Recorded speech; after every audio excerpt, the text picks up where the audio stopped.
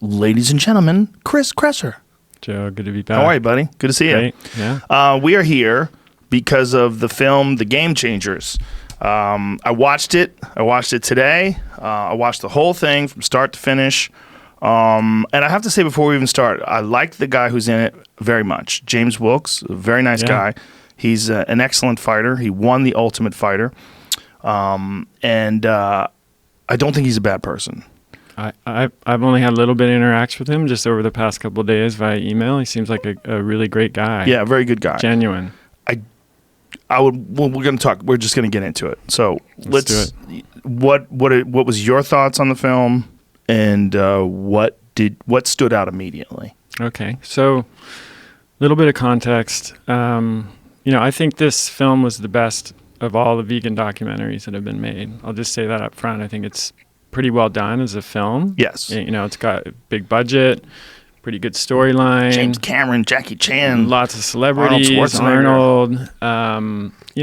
It's good graphics. Like, it's just a well-made film. Yeah. And I think it's, especially for someone who doesn't have the background to, or science awareness to critique some of the claims, it's going to be really persuasive and compelling. And I've definitely, whenever a film like this comes out, my email inbox just blows up. Like, have you seen this film? What? Oh my God! I'm eating meat. I'm going to kill myself. And it's just like, it's the same as cigarettes. Right. And I was talking to Jamie about it before we started recording. Like, I could set my watch to it. Every year there's something like this happens and I've got to do a response. I consider it part of my public service. Do you think that they're making these films because they believe what they're saying, or do you think they're making these films because they are trying to convert people to being vegan, and they think that distorting reality and just bending things and cherry picking data is acceptable because the long run, the benefits of getting the world to shift over to a vegan diet, it's worth not being completely objective or honest about the actual facts? No, I think they believe it. I think people James, for example, I think he's genuinely trying to help people. I think he's looked at the data and he just came to a different conclusion than somebody like me has. And, there's something called confirmation bias. Mm-hmm. I'm sure many of your guests have talked about, but it's a basic human tendency where we tend to only look at the data that support our point of view and discount the rest of it. Right. And it's, even really, really good scientists have a hard time overcoming that. Everybody is guilty of it to some degree, including me.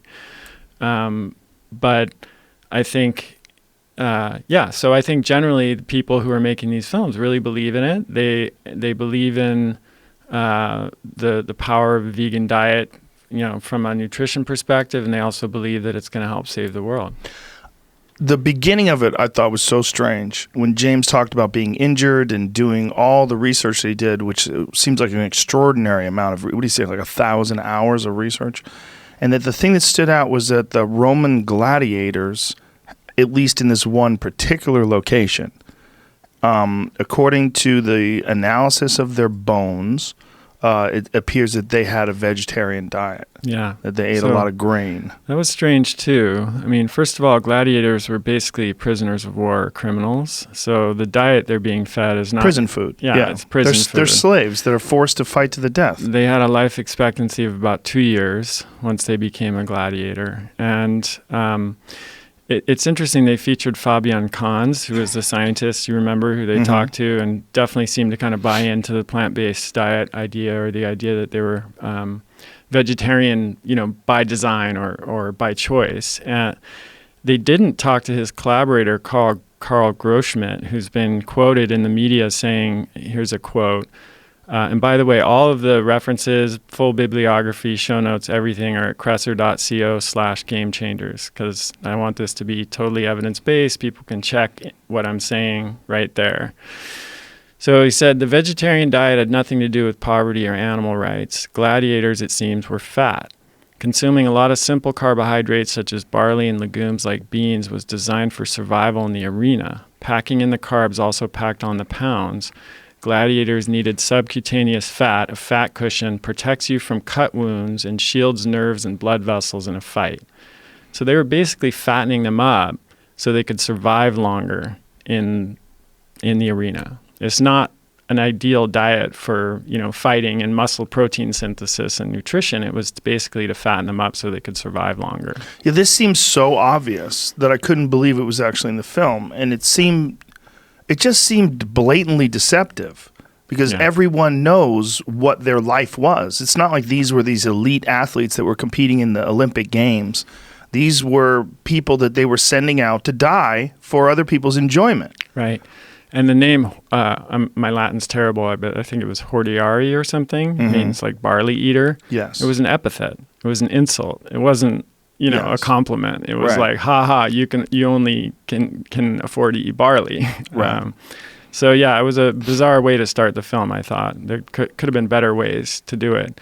And let me also just say, like, if the purpose of this film was to say it's possible to thrive on a plant-based diet, and look, here are some athletes that have done that, I wouldn't have had any qualms with it. Clearly, there are examples of people who thrive on a plant-based diet. Yes. If you follow the diet correctly, it can be done. Rich Roll, we talked about last time. Scott Jurek, who's one of the athletes in the film, seemed to do well. Dottie Bausch, who's one of the athletes in the film. If you really plan it well and you understand what you're doing and you're on it, it's totally possible. No dispute with that. But where I take issue with it is it went a step further and said this is the optimal diet for athletes and everybody else, which, even though it was a film ostensibly about athletes, it definitely crossed the line into this is the approach that everybody should do. Yeah, I mean, they made these claims like all of a sudden people got stronger and faster and more endurance. Like there's no evidence to support that. There's no evidence other than their anecdotal statements of what they did. There's no one has ever put anyone on a vegan diet and then run them through extreme endurance tests and found a significant increase in VO2 max or muscle strength or any of those things. None of this has ever been done. So if it's true anecdotally for these people, it would have been really interesting if there was some actual data to go with that, where they showed studies. Right. I mean, we have James talking about his ability to do the battle ropes, that all of a sudden he could do an hour, and before he could only do 10 minutes. Well, I find that really hard to believe, that you gained 50 minutes of your battle rope time just from ropes. And if that was the only thing in the film that I found hard to believe, I'd have to let it go. I mean, the guy's an athlete. He's an amazing athlete. He was a great fighter. He's got fantastic endurance. He has excellent martial arts technique. I would just buy it at face level or at face value. But there's a lot of those. There's a lot. And we can go through it and talk about, there's that problem, which is there's no peer-reviewed evidence to back that up. But even the anecdotal evidence is a little shaky is when we start to talk about some of the athletes in the film, and then also examples of athletes outside of the film who, switched to a vegan diet, and we look and see what happened to them after they did that. The problem here is something that I call the vegan honeymoon, which is, you take someone who's been on a standard American diet, they're eating KFC, McDonald's, et cetera, and they switch from that to a plant-based diet. Well, of course they're going to feel better. They've gone from eating absolute crap to real foods. Yes. And so for a period of time, they're going to feel better for sure. But then what happens over a longer period of time? Some not getting enough protein just in terms of quantity and not getting the right quality of protein, that starts to have an impact. Micronutrient deficiencies, vitamin A, zinc, calcium, iron, things like that take a while to develop. So you're not going to see that decline in performance happen right away. It might take 3 months, it might take 6 months, it might take 9 months. It depends on all kinds of factors, genetics, health status going into it, the type of exercise and activity that they're doing, the way they're implementing the diet, et cetera. So you have to not just look at what happens a month after someone goes vegan. You have to look at what happens 6 months, a year after, or 2 years after. And we can look at specific examples of that. So in the absence of the correct amount of amino acids, the correct amount of specific nutrients, you start to see a slow decline. Right. So, and this is something that they're not taking into account. Yeah. One of the things they talked about was protein content, and I immediately knew that this was not correct or that they were being deceptive. They were talking about 3 ounces of steak versus what do they compare? A peanut butter sandwich and maybe some lentils. Is that what it was? Oh boy. Yeah. Well, the problem is the amino acid profile of that steak is far superior. The amount of protein that your body absorbs is far superior. You're talking about a completely different thing. This is known science. You can get as many amino acids from plant-based proteins, but you need to eat a higher quantity. Yeah. Right? And that's what's important. It's not the overall grams of protein. It's the quality of the protein. What's the amino acid of the profile of the protein, and how does your body absorb it? Again, this does not mean, like, I'm a giant fan of hemp protein. I eat that stuff all the time. It's great. It's just, you can't say that protein grams are equal to protein grams, because they're not. No, but it's even worse than that. Jamie, pull up slide 4 if you can. I made some graphics here because it's sometimes easier to understand when you're looking at a picture. So for the peanut butter sandwich thing, it was like there's the same amount of protein in a peanut butter sandwich as there is in 3 ounces of beef. So I looked up the data, of course. So 3 ounces of 90% lean ground beef has 24 grams of protein. You get 2 slices of wheat bread. We'll give them the benefit of the doubt that it's whole wheat and not white bread. That's 5 grams. 1 tablespoon of peanut butter is 4 grams. So you'd have to have 5 tablespoons of peanut butter in that sandwich to equal 3 ounces of beef. That's a third of a cup of peanut butter. That's a lot of fucking You ever made a peanut butter sandwich with a third cup of peanut butter? I probably have, but I'm a glutton. I'm a legit glutton. I've probably done that many times. And that's 600 calories versus 200 calories from the ground beef. Just for the same amount of protein. Just quantity. And we're not even getting into quality yet. I'm going to get into that in a second. But we're just talking about quantity of protein. But I think they were saying peanut butter sandwich and a cup of lentils, right? Wasn't it the combined? No, I think they said 3 or a cup of lentils. Or was it or? Yeah. Okay. So... But the then, reality as you is, pointed it out, probably would plus a cup of lentils. Yeah. Then, as you pointed out, it's all about protein quality. And this, as you said, this is an established science, firmly established science. They look at this, especially like in third world countries where protein deficiency is common. So they try to figure out how to address that. What are the highest quality proteins that we can feed these people to bring them up to where they should be in terms of protein intake? So the most recent scale that's used is called the Diaz, Digestible Indispensable Amino Acid Score. So it ranks proteins according to 2 main categories. One is the amino acid profile. And as you mentioned, when it comes to protein quality, it's not just does the protein have every amino acid. This is what's a little disingenuous about the film. They said every plant protein has every amino acid. Well, yeah, nobody disagrees with that, but does it have enough of each of them? That's the key question. What's the quantity? What's the profile? So the Diaz looks at amino acid profile, but then it also looks at bioavailability. A protein is not worth much if you can't actually digest and absorb it. So it's a complex, algorithm that combines all of those things and then it ranks the proteins on a scale. So the Diaz for beef, rare beef, is 1.39. It's among the highest scores on the whole scale. The Diaz for egg is 1.13. For peanut butter, it's 0.45, and for wheat, it's 0.2. Those are among the lowest proteins that have been measured on the scale. So even if the quantity was the same, the effect on your body, particularly on things like muscle protein synthesis, which is of concern for athletes, is not even in the same ballpark. And when they're talking about USRDA, they're talking about like how much, the United States recommended daily allowances. Isn't that just to be healthy, like to be alive? Not even healthy, but to be alive is more accurate. It's the amount that's required to avoid malnutrition. Technically. Right. So that's I know that. Yeah. Right. So I'm why don't they know that? I'm not doing any documentaries on food. Why don't they know? That seems like, so to use that as a reference point, to use that as like, look, you can get this. That's plenty. That's crazy. Well, that's a common argument in the vegan community, and they, I don't know whether it's because they really don't understand the science behind it, or because they do and they're just, it's being kind of exaggerated to suit their claim. I can't know that, This is what I think it is, honestly. There's a lot of vegan influencers and there's a lot of people that make YouTube videos and people who produce things like this, and then the other folks just parrot what they say. Right. So instead of reading the actual studies and talking to objective researchers who have gone over the evidence and disputed the claims that are in these films, like a debunking of one of these films will get way less views than the actual film itself. That's just how it goes. Nobody's going to watch. And so especially the people that are already convinced, for them it's like, excellent, I knew Jesus was real, now I've got the proof. I mean, it's really like that. It becomes, the ideology becomes so strong, it becomes like a religion. And look, I've been accused of it from doing it from a meat perspective. And I understand. I understand that you would think that if you had an opposing vegan or vegetarian perspective. I totally understand.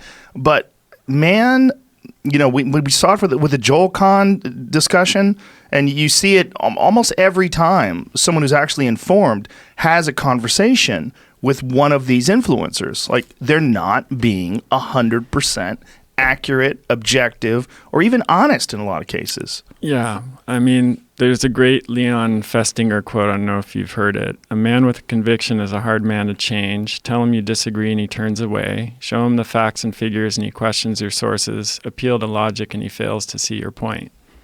The best argument, in my opinion, is this factory farming is disgusting, and that the cruelty of treating animals like a commodity and serving them up for slaughter in these horrific conditions, these factory farming conditions, and these horrible pens that we've all seen. That's the argument for veganism. I agree. But when we're talking about performance and health, this is where this gets very frustrating for me. Because if you want to make an argument that you should probably follow a more complicated diet. More complicated meaning that it's more difficult for you to acquire in some cities. You have to be a little bit more careful about getting supplementation with vitamin B12 and essential amino acids. You got to be a little bit more careful if you want to maintain a healthy, robust life. It's possible to do that, but it's a little more complicated. And if you want to say, I want to live like that because the way I feel about eating animals, it makes me feel terrible. I don't want to have any part of that. And I found out that I can not have a part of that and I can live my life. That's great. But that's not what they're saying. No. And there's a lot of problems with that argument too. I want to come back and spend some time on that. But we can do it right now before we move on because it is. Okay. We just covered it. All right. So I want to go back to the RDA. I don't want to forget that because that's super important. Yes. So where to start with that? So first of all, the idea that plant-based agriculture doesn't kill animals is just false. I mean, there have been studies that show that particularly monocropping type of plant agriculture kills far more animals than are killed from eating cows, for example. Insects, rodents, mice, birds, fish, all, killed in the process of industrial agriculture. And so that presents an ethical dilemma, really. If you are saying, I'm a vegan because I don't want my food choices to involve killing animals, is killing, a whole bunch of small non-mammal animals better than killing mammals? Or what about killing more small animals than one cow? Is that size, ethically, does size matter? Does it, where do you draw the line between an animal that is like sentient enough or cute enough maybe to not be killed versus... Let me clarify what you're saying too. You're saying more animals per meal. So if you want to have a meal out of wheat, you're most likely more animals are going to die than if you want. It's like if you have 100 wheat meals rather.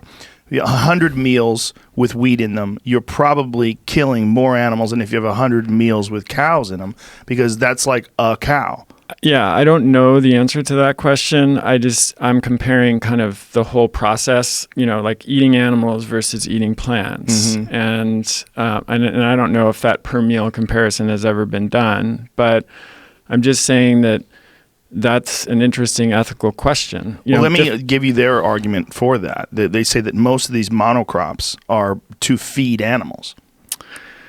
That is a problem. I mean, where I agree with this film is that conventional livestock practices are harmful. Right, but what they're the saying planet. is that you're saying that eating a vegan diet and all these monocrops, that these monocrops are killing all these small animals. They're saying, no, these monocrops, most of them actually exist to feed livestock. That's not true. I mean, if you follow this through, I mean, especially when you start talking about like fake meat and some, Yes. they're all, what are those based on? Soy. Oils, yeah. Yeah, they're industrial crops. They're not, grown on the family farm. These are industrial GMO monocrops. Massive on a fields. massive scale.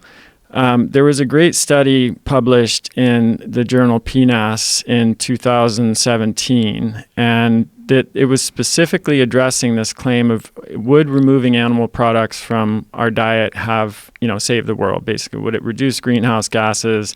Would it improve our nutrition? Basically, they found that it would only reduce greenhouse gas emissions by 2.6%, but our intake of carbohydrates, total calories, would go way up, and the incidence of nutrient deficiencies would go way up. And they did the math and found that without animal products, domestic supplies of calcium, EPA, and DHA, which are the long-chain omega-3 fats, retinol, and B12 were, quote, insufficient to meet the requirements of the U.S. population. So translation, everybody would have to be supplementing with those nutrients if everyone went on a vegan diet. And they went on to say that basically there's already a surplus of calories in the diet of 145%. If we removed animal products entirely, that would go up to 230%. So that because the volume of calories in food that would be required to meet basic nutrient and protein needs would be that much higher.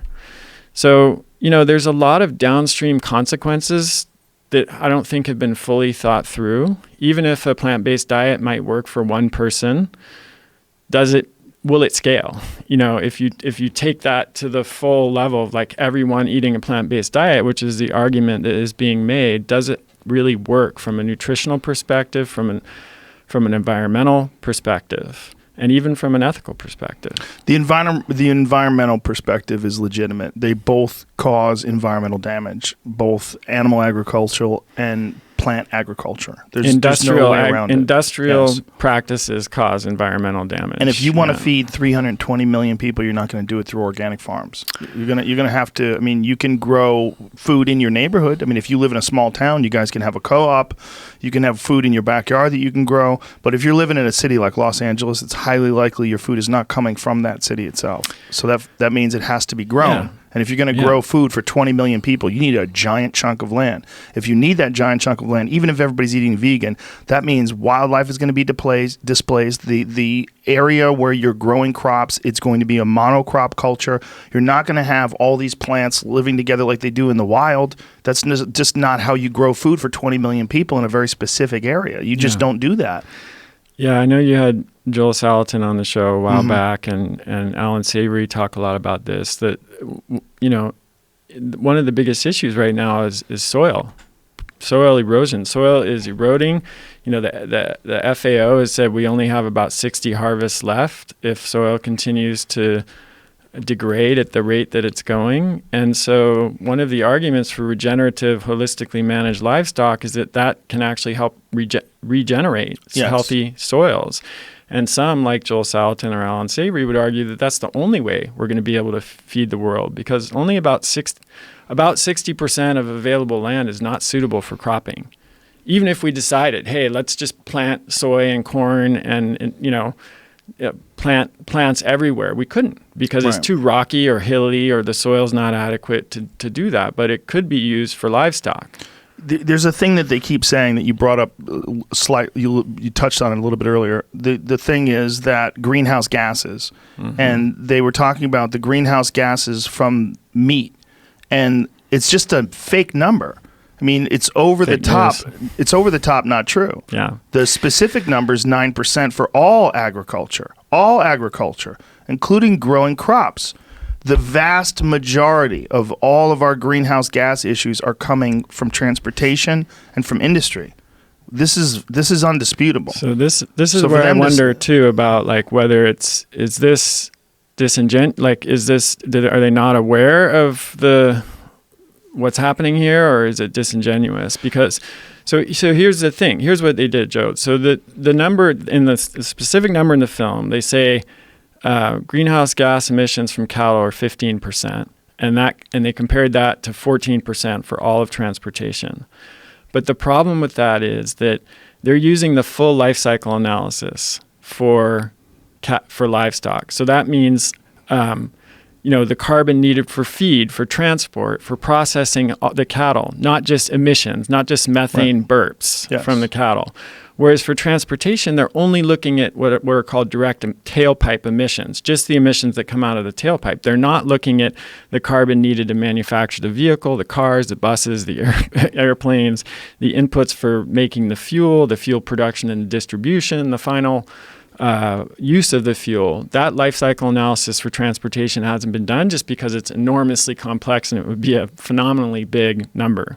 The EPA has estimated that something around 80% of the greenhouse gas emissions comes from industry, basically fossil fuel.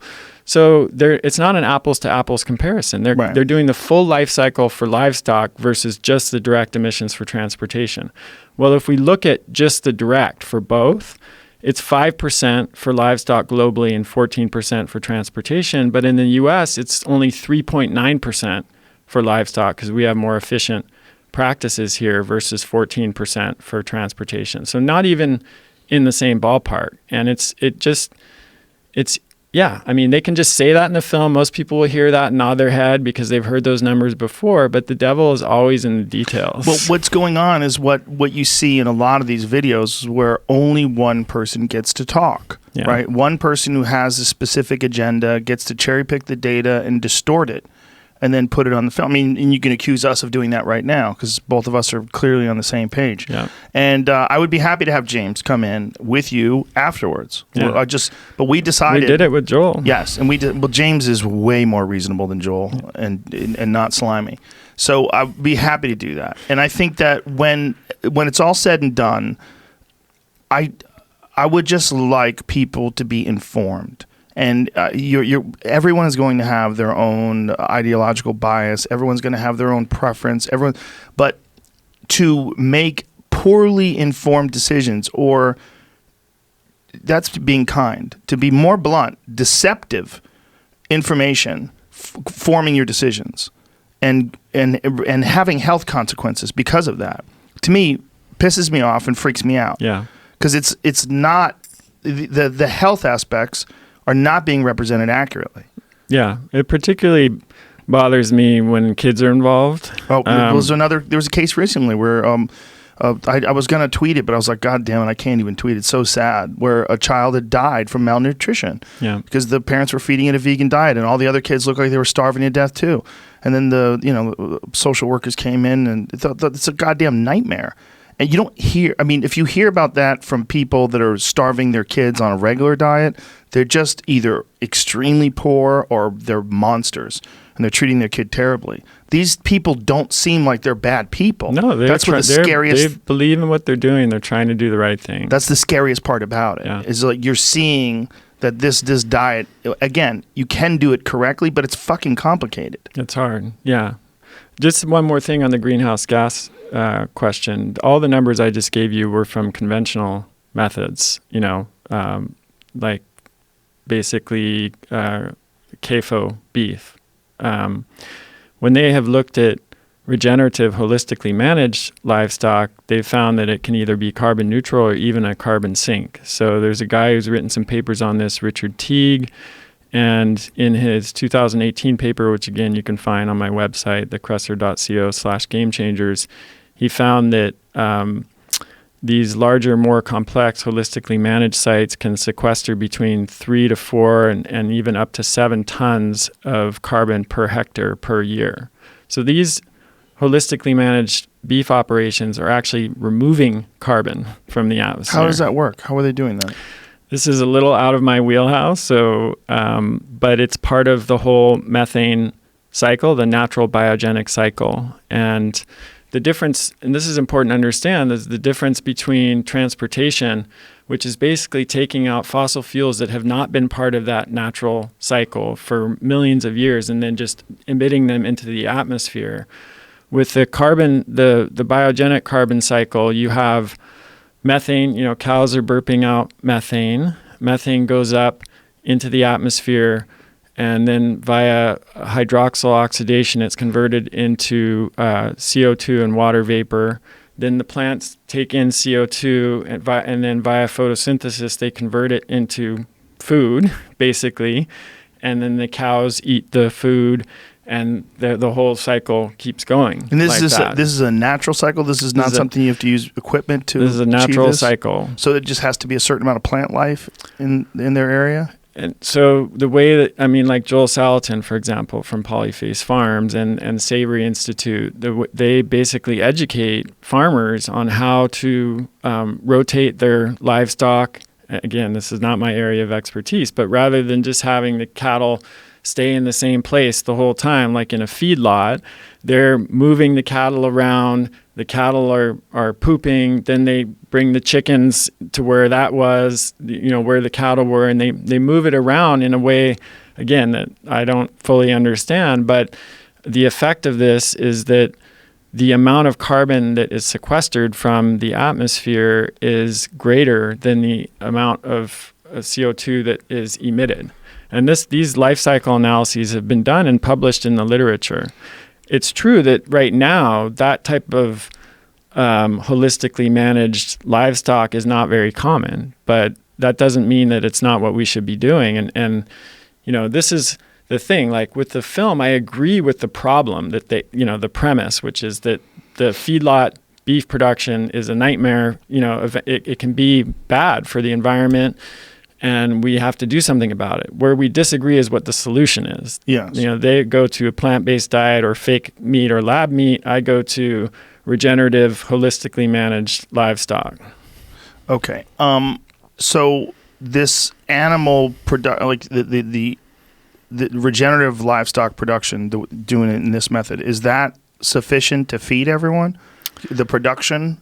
How much land do you need to do something like this? So I knew you were going to ask that question, and I talked to Savory Institute about this and a few other people. And basically, one response is it's the only way we're going to feed everybody because, as I mentioned, there are only 60 harvests left because of soil degradation. So continually, trying to scale up industrial plant agriculture with soy and corn and all of these kinds of crops is going to further degrade the soil, and at some point we're not going to have any soil left to grow stuff with. That's an important factor, right? We should talk about this, that you need compost and you need fertilizer and you need something that replenishes the soil. And doing these large-scale monoculture crops, when you have these enormous areas, they're just depleting, right? They're just pulling, and then they have to add. You can't make something from nothing. Right? That's the thing. We're not choosing between one really good alternative and one terrible alternative. That's not a choice, like you were saying before the show. Like, that's not even a choice. You just obviously do the right thing. We're choosing. It's like, on the one hand, if we try to scale up plant agriculture in an environment where, according to the FAO, our soils are in only, quote, fair, poor, or very poor condition, and we only have 60 harvests left due to rapidly deteriorating soil due to erosion and nutrient depletion, then we desperately need new methods of restoring healthy soil. And if we can do that with regenerative, holistically managed livestock, which has been shown, in the scientific literature to be possible, then that may be the only way we can feed everybody. So we would need to almost have a reversal, if that was the case, and have more animal agriculture than plant agriculture. But not the way it's being done now. Right. It would have to be. So they would have to be like Joel Salatin set up. Yeah, so where he's got Polyface Farms. We would need three things to happen. One would be we'd need to return all the croplands that are being used to feed livestock and feedlots right now to grassland. And number two, we'd need to put all unused land, like the rocky, hilly soil that or land that can't be used for plant agriculture, into production with animals. And number three, farmers and ranchers would need to adopt regenerative practices, So I'm not saying this is an enormous undertaking. Yes. We're talking, but so is feeding the world with plant-based agriculture. Right. Like whichever direction we go, we're talking understand what you're about, saying. you know, really systemic change that needs to happen in a big way. What percent? And then this would have, you'd have to have all of the meat be grass-fed meat because they would be eating what they naturally eat. Now, what is the percentage of grass-fed meat in this country currently? I don't know for sure. I think the number I read was something like 2 or 3%, so very low. Very small. Yeah. Yeah, that makes sense. Many people prefer grain-fed meat. They like it fatty and sloppy. You know, I mean, that's what it is, right? A lot of people like that. Well, what's interesting, and I didn't even know this until a few years ago, even feedlot meat is mostly grass-fed. It's just what happens in the last like 5 or 10% of the process. So it's like 90% grass-fed, and then it's grain-finished. And that grain finishing gives it the marbling that is what you're talking about. It makes the animal sick. I mean, that's really, they're not supposed to eat that. Really, that's what it is. And we've gotten addicted to animals eating things they're not supposed to eat and the way their flesh comes out. Yeah, I mean, a lot of that is they are eating things like soy cakes, you know, which is a byproduct of soybean oil production. Soybean oil consumption has grown like 1,000-fold in the past 120 years. It's now the number one edible oil that we eat, because if you go into the supermarket and you look at any food label, it's all soybean oil, soybean oil, soybean oil. So the oil is valuable, and then they take the cakes that are left over from the oil production process and feed them to cows. And so, yeah, they're eating stuff that they wouldn't normally have eaten in that scenario. Yeah. So both scenarios, as you said, are almost insane. Feeding everyone, and then also, like, what do we do with the animals? If we're gonna stop eating meat, like let's say if this entire country stops eating meat, what do we do with the animals? We give them birth control, make them die of old age? Do they go extinct? If they don't go extinct, who houses them? Who feeds them? What do we do with them? We never eat them. How do we kill all the wild pigs? I mean, another question is, what do we do with the things that we're feeding the animals? If that stuff decomposes, it releases carbon into the atmosphere as well. But at least when you feed it to animals, you're taking food that is inedible to humans. Like, I'm not going to eat soy cakes. I don't think you are. Grass, fobs, corn stalks, leftover grains after you make whiskey and other types of alcohol. You feed those to cattle. They upcycle that into highly nutrient dense and bioavailable protein.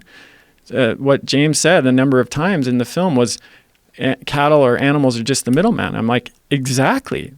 They're really amazing middlemen. They take food that is inedible to humans and turn it into super nutrient dense food that we can digest and absorb. I mean, thank you. Yeah, this, I mean, it's so confusing when a film like this gets made, because so many people get up in arms and so many people get influenced by it, and so many people think that this is the way to go. My take on a lot of this is there's a lot of people that have kind of fashioned their careers out of this ideology, whether they believe it or not, you know. The thing is, like, we can go down that road of, we could say, okay, so this film was made by James Cameron was one of the filmmakers. He also is the owner of Verdient Foods, which is a pea protein company, and he said he has the goal of it becoming the biggest organic pea protein company in the world. He's invested $140 million into it. His wife, Susie Cameron, is founding a chain of vegan schools. And so, you know, from one perspective, that's conflict of interest. You know, this is an agenda-driven film. It's not a dispassionate, objective look, you know, scientific look at the vegan diet. But, you know, I mean, you can make that argument about just about anyone at this point. Like, is it that surprising that a vegan film has a bunch of vegan medical experts in it? Is it surprising that those experts invest in what they believe in and that they write books about it? I don't think so, you know, but it's important to know that and to not confuse a film like that with a scientific work. And that's my problem with this is the American College of Lifestyle Medicine, I have to look this up. One of these organizations is offering CEUs to doctors who watch this film and complete a quiz. That's absolutely ridiculous. This has not been this is not peer-reviewed science. This is not something that doctors should be getting CEUs for. What is a CEU? Continuing education units. So, like, basically, doctors have to do, any medical professional has to do a certain amount of continuing education. You know, generally you go to like an accredited seminar or class or whatever, and that's how you do it. But they're actually offering those for doctors who watch this film and complete a short quiz. And wow. Yeah, that's freaky. So I don't know if we talked about this on the Con show or one of the previous one. Yeah, it was American College of Lifestyle Medicine. Well, they were founded by Seventh-day Adventists at Loma Linda University. The Seventh-day Adventist Church, do you know about this? They're vegetarians. Yeah, so it was, one of the founders was Ellen White, and she taught that meat was a toxic substance and that flesh should be avoided because it increases our carnal urges. Holla. So it was a moral religious thing at first. And then one of the other, an early Adventist church member, Lena Cooper, she co-founded the American Dietetic Association, which is still to this day one of our major dietetics organizations. And she wrote textbooks that were used in dietetic and nursing programs all around the world for 30 years. So we have this weird meshing that goes back to like the early 20th century between religion and science. Do the Seventh-day Adventists have better health overall in general? They do. Are they like one of those blue zone people? But the argument is often made that that's related to diet. Well, it could be that it's related to, part of their creed is to eat healthy whole foods, but they also don't smoke, they don't drink, they're advised to exercise. So kind of like the Dean Ornish studies where, you put together all these interventions that one of which is a low-fat diet, and then you say that the benefit was because of the low-fat diet. What you're referring to is the study that showed that, and this is what vegans like to say, that vegan diet is and Joel loves to use this one, a vegan diet is the only diet that's ever been shown in a study to reverse heart disease. Yeah. But what this study actually shows is these people had terrible diets. They smoked and they drank. And then they put them on a vegan diet, no smoking, no drinking, and exercise. And what do you know? Their health improved. Yep. But it's not like we have a corresponding diet where they did the exact same thing and gave them an omnivorous diet with like grass-fed bison meat. No. And then showed a similar set of tests and showed a decline or showed a better performance by the vegan diet. You have all of these factors that are compiled together. Quitting drinking, quitting smoking, quit eating shit food, eating a vegan diet, and exercise. And stress reduction and community support, all of which we know have an impact on heart disease. That is the study. So when they say that a vegan diet is the only diet that's ever been shown to clinically reduce heart disease, that's not really true. It's disingenuous. And the other thing about that study is that in the baseline characteristics of the control group versus the experimental group were totally different. The experimental group weighed 34 pounds more than the control group. So they had more, they were more overweight, they had more weight to lose, and they were less healthy. I mean, that study would be thrown out today. Like you can't what year was the study this from? This was 1998. Yeah, well, this was the problem when conversing with Joel about this. And by the way, the reason why I had him on, and I know people think I'm biased, and I am. I'm biased. This is my perspective is that you're correct, and that all these other, Mark Sisson and Rob Wolf and all these other folks, I think they're correct. An omnivorous diet is the way to go. But I had him on to try to pursue this path of objectivity, to try to give him an opportunity to express what's incorrect about what you're saying. And it didn't work out for him. And he, I mean, by everybody's account that I saw, that he lost that debate. So you brought up a point which I think is the crux of this whole thing, which is context is everything. And the problem with a lot of the research on plant-based diets and, low-fat diets and all of this is they make the implicit assumption that a diet that includes meat that is like where the context is KFC, McDonald's, cheese doodles, Coca-Cola, the whole standard American diet is the same as a diet that includes meat that's completely whole foods based, the way you eat, the way I eat, lots of vegetables, fresh, nuts, seeds, starchy tubers, whatever. Obvious. If you ask 100 people on the street, my guess is 100% would say those are obviously different. Yes. But the way that research treats them is they're exactly the same. Because they're exactly the the correlating same. factor, the main factor is meat. Yeah. They don't control for any of those other things. It's ridiculous. Now, That's changing. So there have been studies that have been done over the past few years that are looking more at diet quality rather than just the quantity of specific food ingredients or foods like meat. And what those studies are universally saying is that quality is what makes the difference. Yes. And so a great example, we talked about this with Joel, are the studies on looking at omnivorous versus vegetarian and vegan diets and lifespan.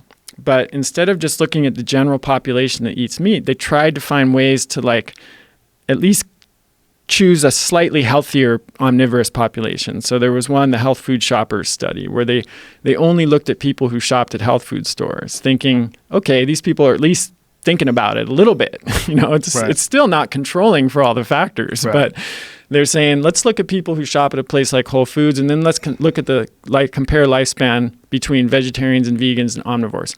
Well, guess what?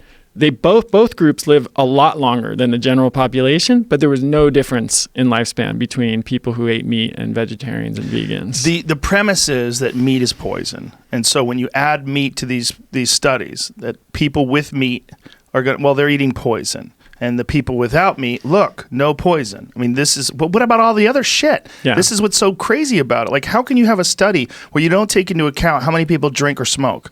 Yeah. And you just add the meat. It's insanity. That's the healthy user bias. And I mean, this is the problem, and what makes my job so difficult is people have heard that meat is bad for 60 years, So someone can say meat is bad. That's 3 words. And for me to unpack that, I have to talk about healthy user bias. I have to talk about problems with data collection and food frequency questionnaires. I have to talk about relative versus absolute risk. People are just like, what? Well, that's the problem with any of this data. And it's one of the beautiful things about being able to talk about it on a podcast with a moron like me is at least you're getting a conversation where people are going to ask questions like, what the fuck is he saying? So I get to ask you that, and then people get to hear it. It's... this is a very strange time when it comes to information because so much of it is available, but almost too much. Yeah. And then when you start trying to study nutrition, there is so much to learn. There's so many factors, and there's so many biases. Well, I listened to your interview with Matt Taibbi, and the point I was thinking about it because you were talking about it politically, how we're just living in echo chambers now. Yes. So you go on social media, you're Republican, you're only going to see stuff about that caters to your view. And the algorithms are even optimized for that because they know that you'll click on that more and that will lead to more ad dollars. Yes. So, but it's similar with nutrition. So, if you're vegan, you go on YouTube, you're going to see a ton of vegan videos and vegan perspective, same with your Facebook feed, et cetera. And to be fair, it's the same for, people who are into keto or low carb or carnivore or whatever they're into. It's the same thing. Yes. So you're just getting this reinforcing confirmation bias, supporting access to information. That is a weird thing about social media algorithms, whether it's YouTube algorithms or Facebook or any of these things, is that they're giving you what you want to see, which you would say, oh, great, well, that's what I want to see. Yeah. But the problem is, there's so many counter arguments, especially when you're talking about nutrition science. There's so many discussions on both sides of the fence, and it seems like both sides are preaching to the choir. Yeah. Well, we're biased, as you said. My story, as a lot of people know, is I was vegan. And somebody said on one of the videos, you are the most vegan-sounding non-vegan ever. Yeah. Well, I was a vegan. I was vegetarian. I was a raw food vegan. I was a macrobiotic vegan. I have a lot of friends who are vegan. I have patients that are vegan. I have nothing against vegans, and I totally get the reasons that people become vegan. But I, like many others and my patients in my community, my health was harmed by that. And now, how was your health harmed? Can you explain it to people? Yeah, I lost weight, and as you can see, I don't have a lot to lose to begin with. My digestion got really screwed up. I got depressed. I'd never been depressed. I've never been a person who gets depressed. I felt anxious. It just was clearly not working for me. And again, that's not to say it can't work for some people. Do you think the cause of depression had something to do with the diet because of the lack of cholesterol? It's B12, hormones, iron. Yeah, for sure. But, now, it's funny too. I make a point of not reading comments usually, but occasionally I come across them on Twitter. No, this or is something a comedian told me. So that's why I thought it was hilarious. So, people are like, oh, he's such a, he's going to get on there and just low carb. That's total, I'm not a low carb guy. I never have been. In fact, I'm in trouble with the low carb community because, I push back. I don't think it's right for everybody. I don't think it's right for performance. Yeah. I don't see any evidence that for elite athletic performers that it's the way to go. And I don't know anyone that's an elite athletic performer that follows those diets. Maybe endurance runners. I was going to say Zach. Bitter. Yeah, I was going to say Zach. And Zach flies in the face of all this stuff. And, if you want to include someone like that guy that ran the Appalachian Trail in 48 days or whatever he did. Yeah, which is no small feat for sure.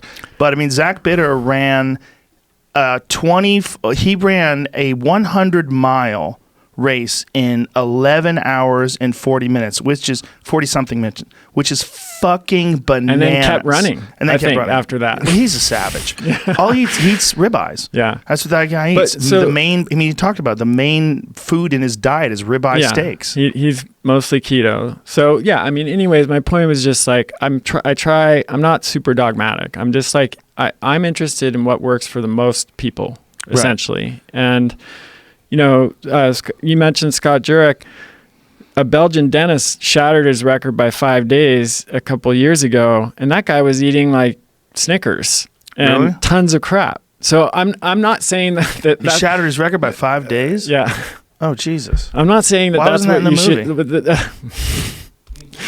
I'm not saying that's what you should do, but I'm saying there's more to athletic performance than food. I guess that's not really deceptive because he did break the record. When he broke it, he did break it. Yeah, he broke it. He's a phenomenal athlete. Yeah, I don't want to take that away from him. Again.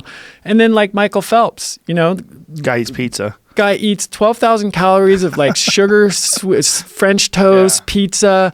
Usain Bolt in the Beijing Olympics, when he shattered those records, he ate over 1,000 chicken nuggets. I think somebody calculated it. So amazing. there's more to it than diet. I think when you're at that level of performance, you are burning off such an insane amount of calories. Almost and you're working so hard. You can kind of almost eat anything when you're in that mode. For yes, sure. Yeah. When we this is obviously not comparable, but when we did Sober October last year, and we had this fitness challenge. I was doing cardio, no joke. Minimum 5 hours a day, sometimes 6 and 7. Wow. It was insane. Yeah. And I was eating everything. Boxes of cookies, bottles of soda. Probably lost weight too. Yeah, I did. Well, not really, because I lifted a lot of weights too. Yeah. I kind of maintained. Maybe I lost a couple of pounds, but I was drinking giant Cokes. I was drinking a cream soda. I never drink that shit. Yeah. But it's my body wanted sugar. It's give me some sugar. You just did 7 hours on a fucking elliptical machine, you asshole. It was so ridiculous. But those guys are working out even harder than that. So imagine what Phelps. If you need 12,000 calories, you're not getting it with paleo, and you're not getting it with vegan diet. That's important. That's important. So let's rewind a little bit to the protein, the RDA. Yes, RDA protein. That's super important. Yes. So 0.8 kilograms per grams per kilogram of protein per day is the RDA. And again, that's just the basic minimum. That's not the amount that's needed for optimal health and performance. That's just the absolute basics for avoiding malnutrition. However, even that number now, that's based on outdated nitrogen balance studies for determining the RDA. And there's a newer method called the indicator amino acid oxidation technique, or IAAO. And this suggests that the RDA should be 1.2 grams per kilogram. And again, just the basic minimum, bare minimum, not optimal. So it's now gone up from 0.8 to 1.2. And if you use that number, if you pull up slide 8, Jamie, that's only enough for an adult that weighs less than 130 pounds. Really? So shit. You know how he said, and James said in the study, the average vegetarian gets 71 grams a day, which is not only, the RDA, but 70% more. That's using the 0.8 number. But if you use 1.2 grams per kilogram per day, then a lot of people are going to be protein deficient on a vegetarian diet.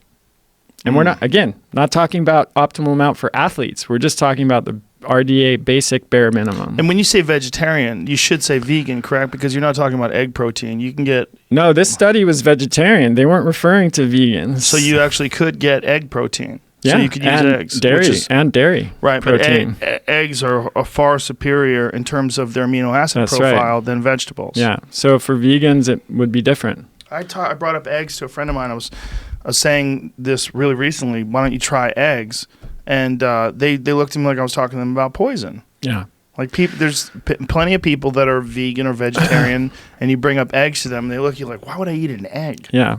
So that's, 1.2 is the RDA if you use this newer method. But for athletes, James, to his credit, does acknowledge in the film that athletes need more protein than regular non-athlete people, but he doesn't say how much more. So again, if you use these IAAO methods, they use this newer technique to look at athletes, and they've found that the range is somewhere between 1.4 to 2.7 grams per kilogram. So we're now way higher than that 0.8 number. And for people who aren't familiar with kilograms, let's say we take the median number there, 2.1 grams per kilogram per day. Well, anyone who's ever been in the bodybuilding weightlifting community will recognize this. That's 1 pound of protein per pound of body weight a day. Yes. Which has been the common recommendation in that community for you mean 1 gram of protein? Sorry, 1 gram of protein. Not 1 pound. No, that's Holy a lot. Shit. No. Can you imagine? 1 gram. And in fact, even Arnold in the movie says, I weighed 250 pounds. I used to eat 250 grams of protein. Yeah. That's the recommendation. The standard in the and it turns out community. that's actually based on science. So a 200-pound athlete would need 200 grams of protein a day. And Jamie, if you pull up slide 10, this is what you'd have to eat on a vegan diet to get that amount of protein. And again, we're just talking about quantity. We're not talking about 200 quality. 200-pound athlete, that's me. I weigh 200 200-pound pounds. athlete. So you would show need me what to I'd eat have to eat. 3 cups of cooked lentils, 3 cups of chickpeas, 2 cups of quinoa, 3 ounces of almonds, 3 slices of silken tofu, and 10 tablespoons of peanut butter. That's the whole day? That's the day. I could fuck that up in a day. Yeah, Easy. you could. But the problem is the Diaz score for all of those, like the bioavailability and amino acid profile, would be horrible compared to meat, eggs, dairy. So what would I have to do? Because I know they've done this study. There was a study that I'd read or had heard about, I should say, where they compared rice protein to whey protein, and they found that at a certain level of grams, like whatever it was, they had an equal effect. Is it lutein? Leucine. The muscle protein synthesis. They had an equal effect. I should give credit to the video that I was watching. This gentleman, I was watching his video today, Dr. Ryan Lowry. And that they were saying that what that means is that, correct me if I'm wrong, what it is when you once you hit a certain level of leucine, it's a point of diminishing returns, and there's no added benefit to having more leucine in your diet. So if you hit whatever it is, I think it was 48 grams or something like that. When you have 48 grams of this and 48 grams of that, you put the two of them together, it's essentially the same effect. Well, I'm not sure about that, but I mean, leucine is very important for anabolic signaling and muscle protein synthesis. It's one of the essential amino acid that's thought to be the most important for that, and it's low in plant proteins. And the other issue with plant proteins that you have is that they have limiting amino acids. So these are amino acids that actually interfere with muscle protein synthesis. So because the levels are so low in that food. So lysine is a limiting amino acid in grains like wheat and rice. Maybe there was leucine and lysine discussion there. Maybe. And then methionine and cysteine are limiting in legumes like soy. So Jamie, on slide 6, I made a chart comparing the amino acid profile in beef to several different plant proteins like white beans, soybeans, peas, and rice. What you can see there is beef is higher in every single amino acid other than every plant protein that's compared there, with the exception of soybeans are slightly higher in tryptophan than beef. Look at leucine. So beef it's 2.23 versus 0.58 for white beans, 1.3 for soy. Soy is higher in leucine than any other plant protein, which is why it's often used. And then like 0.3 for peas and 0.01 for rice. If you get to a certain number or a certain level of all these, so if you ate enough food that you would pass a certain marker, would it be possible to have the same effect by eating cooked peas or soybeans? It is possible, for sure. So I agree with that. You have to eat an enormous amount of that, as you can see, because of the levels. And this is why a lot of vegan bodybuilders and athletes end up using protein powders, because you can get to those amounts easier by using the powders. And you can also blend like 70% pea with 30% rice to get the right amino acid ratio easier with powders. So like Patrick Baboumian is a good example of that. Did you see the video that Bobby Geist made? No. Of his, so there's actually a video. Oh, is that the one that you sent me? Yes, I did see that. There's video that Patrick made himself of his own diet. Yes. On what he eats on a daily basis, and it turns out to be a boatload of protein powder and just shakes with all kinds of powders and supplements and things like that. Yeah. So we can go through it. So he starts with a bunch of different supplements in the morning: multivitamin, nutritional yeast, zinc, glucosamine, magnesium, calcium, B12, and iron. Then he has a protein shake with soy protein powder, creatine, and beta-alanine, which probably is because he's aware of the research showing lower levels of muscle creatine and carnosine in vegans. Beta-alanine and creatine would address that. Then he has a post-workout smoothie with soy or pea protein powder, glutamine, beta-alanine, creatine, and dried greens. And then his first solid meal of the day is fried falafel, French fries, soy sausage, fried peppers, and tomatoes. And then he has some more protein shakes and smoothies throughout the day. So I don't know. That doesn't strike me as a super healthy way to eat. What problem do you have with that? Well, first of all, I think we should primarily get nutrients from food whenever we can. I'm not against supplementation. I think there's a role for it, of course, like, especially with things like vitamin D that you might not be able to get enough of from food, or therapeutic supplementation if you're dealing with a health problem. But like eating a diet that is not sufficient in the amount of nutrients that you need and then using supplements to make up, to address that doesn't make a lot of sense to me. Well, in his situation, he's got a very unique situation that he's a strength athlete. That's all he's doing is trying to lift really, really heavy things. So he needs to maintain a certain amount of bulk. He has to have an enormous amount of protein. Yeah, and enormous calories. amount of protein. He has to be, he's very heavy, and that sport is also, that's a steroid sport. I mean, it's just one of those sports where it's like bodybuilding. Pretty much everybody. It's a steroid sport. So you're eating massive amounts of quantities. You're taking chemicals. Yeah, it might not be the healthiest thing.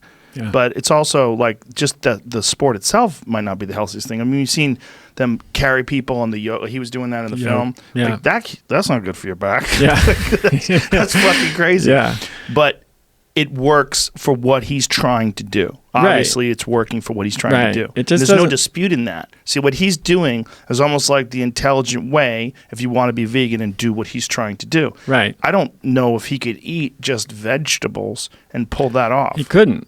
But that's kind of the point. There are a lot of other strongmen that do. Right. Just like Robert Oberst, that you had on the show. Yeah, he just eats meat and rice. Right. I mean, that guy eats pounds and pounds of beef and rice. Simple, accessible form of carbohydrate and a lot of protein. And it's an unfair comparison. And Oberst talked about him on the podcast before.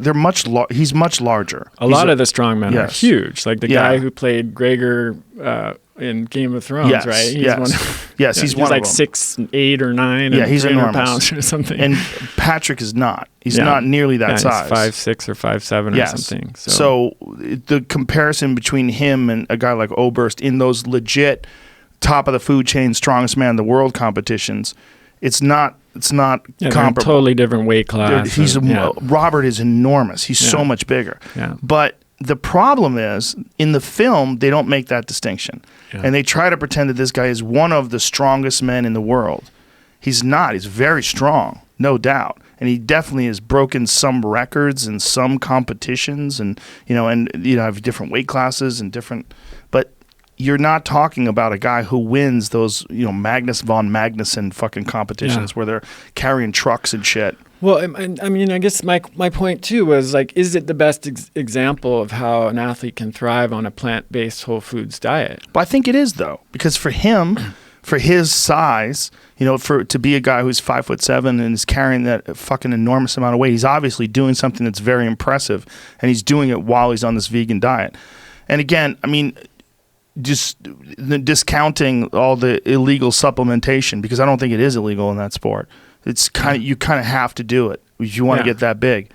But if you want to do it and do it as a vegan, he is showing you that it's possible. So in that sense, I defend what he's doing, because I think that that's the only way in that. But this is a very sport specific area of performance. Yeah. He's just talking about lifting insanely heavy shit, and he's doing that and thriving on a vegan diet. Yeah, no doubt.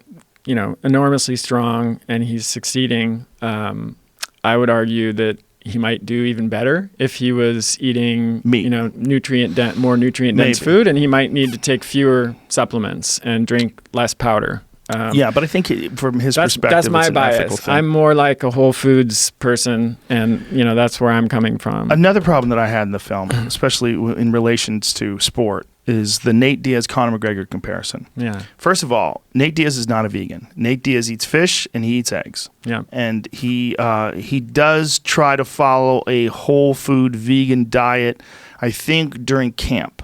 So I would have to talk to him about that. I know he's done interviews talking about that, but I've definitely seen him eat fish.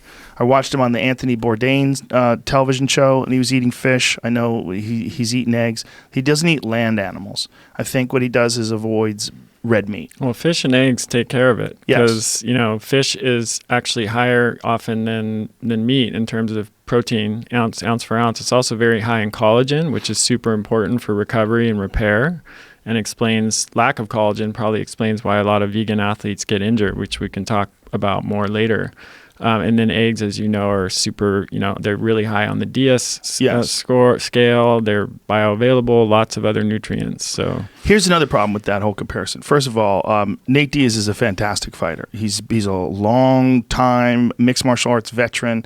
He's outstanding in all areas. He has a fantastic submission game. His brother, Nick Diaz, is one of the best in the world. He's also outstanding in all, and his brother Nick, I believe, is vegan. Mm-hmm. He's probably a better example, because even though Nick hasn't beaten like some of the top flight fighters in a few years, back when he was in Strike Force, he was top of the food chain. He's an elite fighter for sure. I'm not sure if he was vegan back then.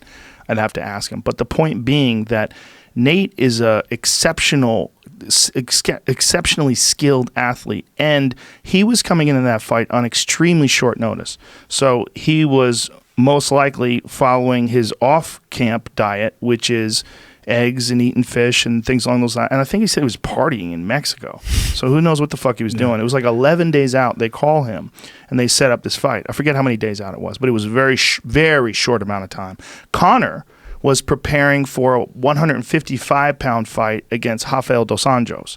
So he was reducing his caloric intake, dropping his weight down to try to make this 155-pound weight class. It's a big cut for him. Yeah. So when you do that, you are in anticipation that the person you're fighting is also doing that. So you both kind of agree that you're going to be in a certain weakened state when you actually weigh in at 155 pounds. So was that like 2 weight classes below his normal? Well, let me keep going. So that was the first and only time, well, except the rematch with Nate was the only time that he's fought at 170.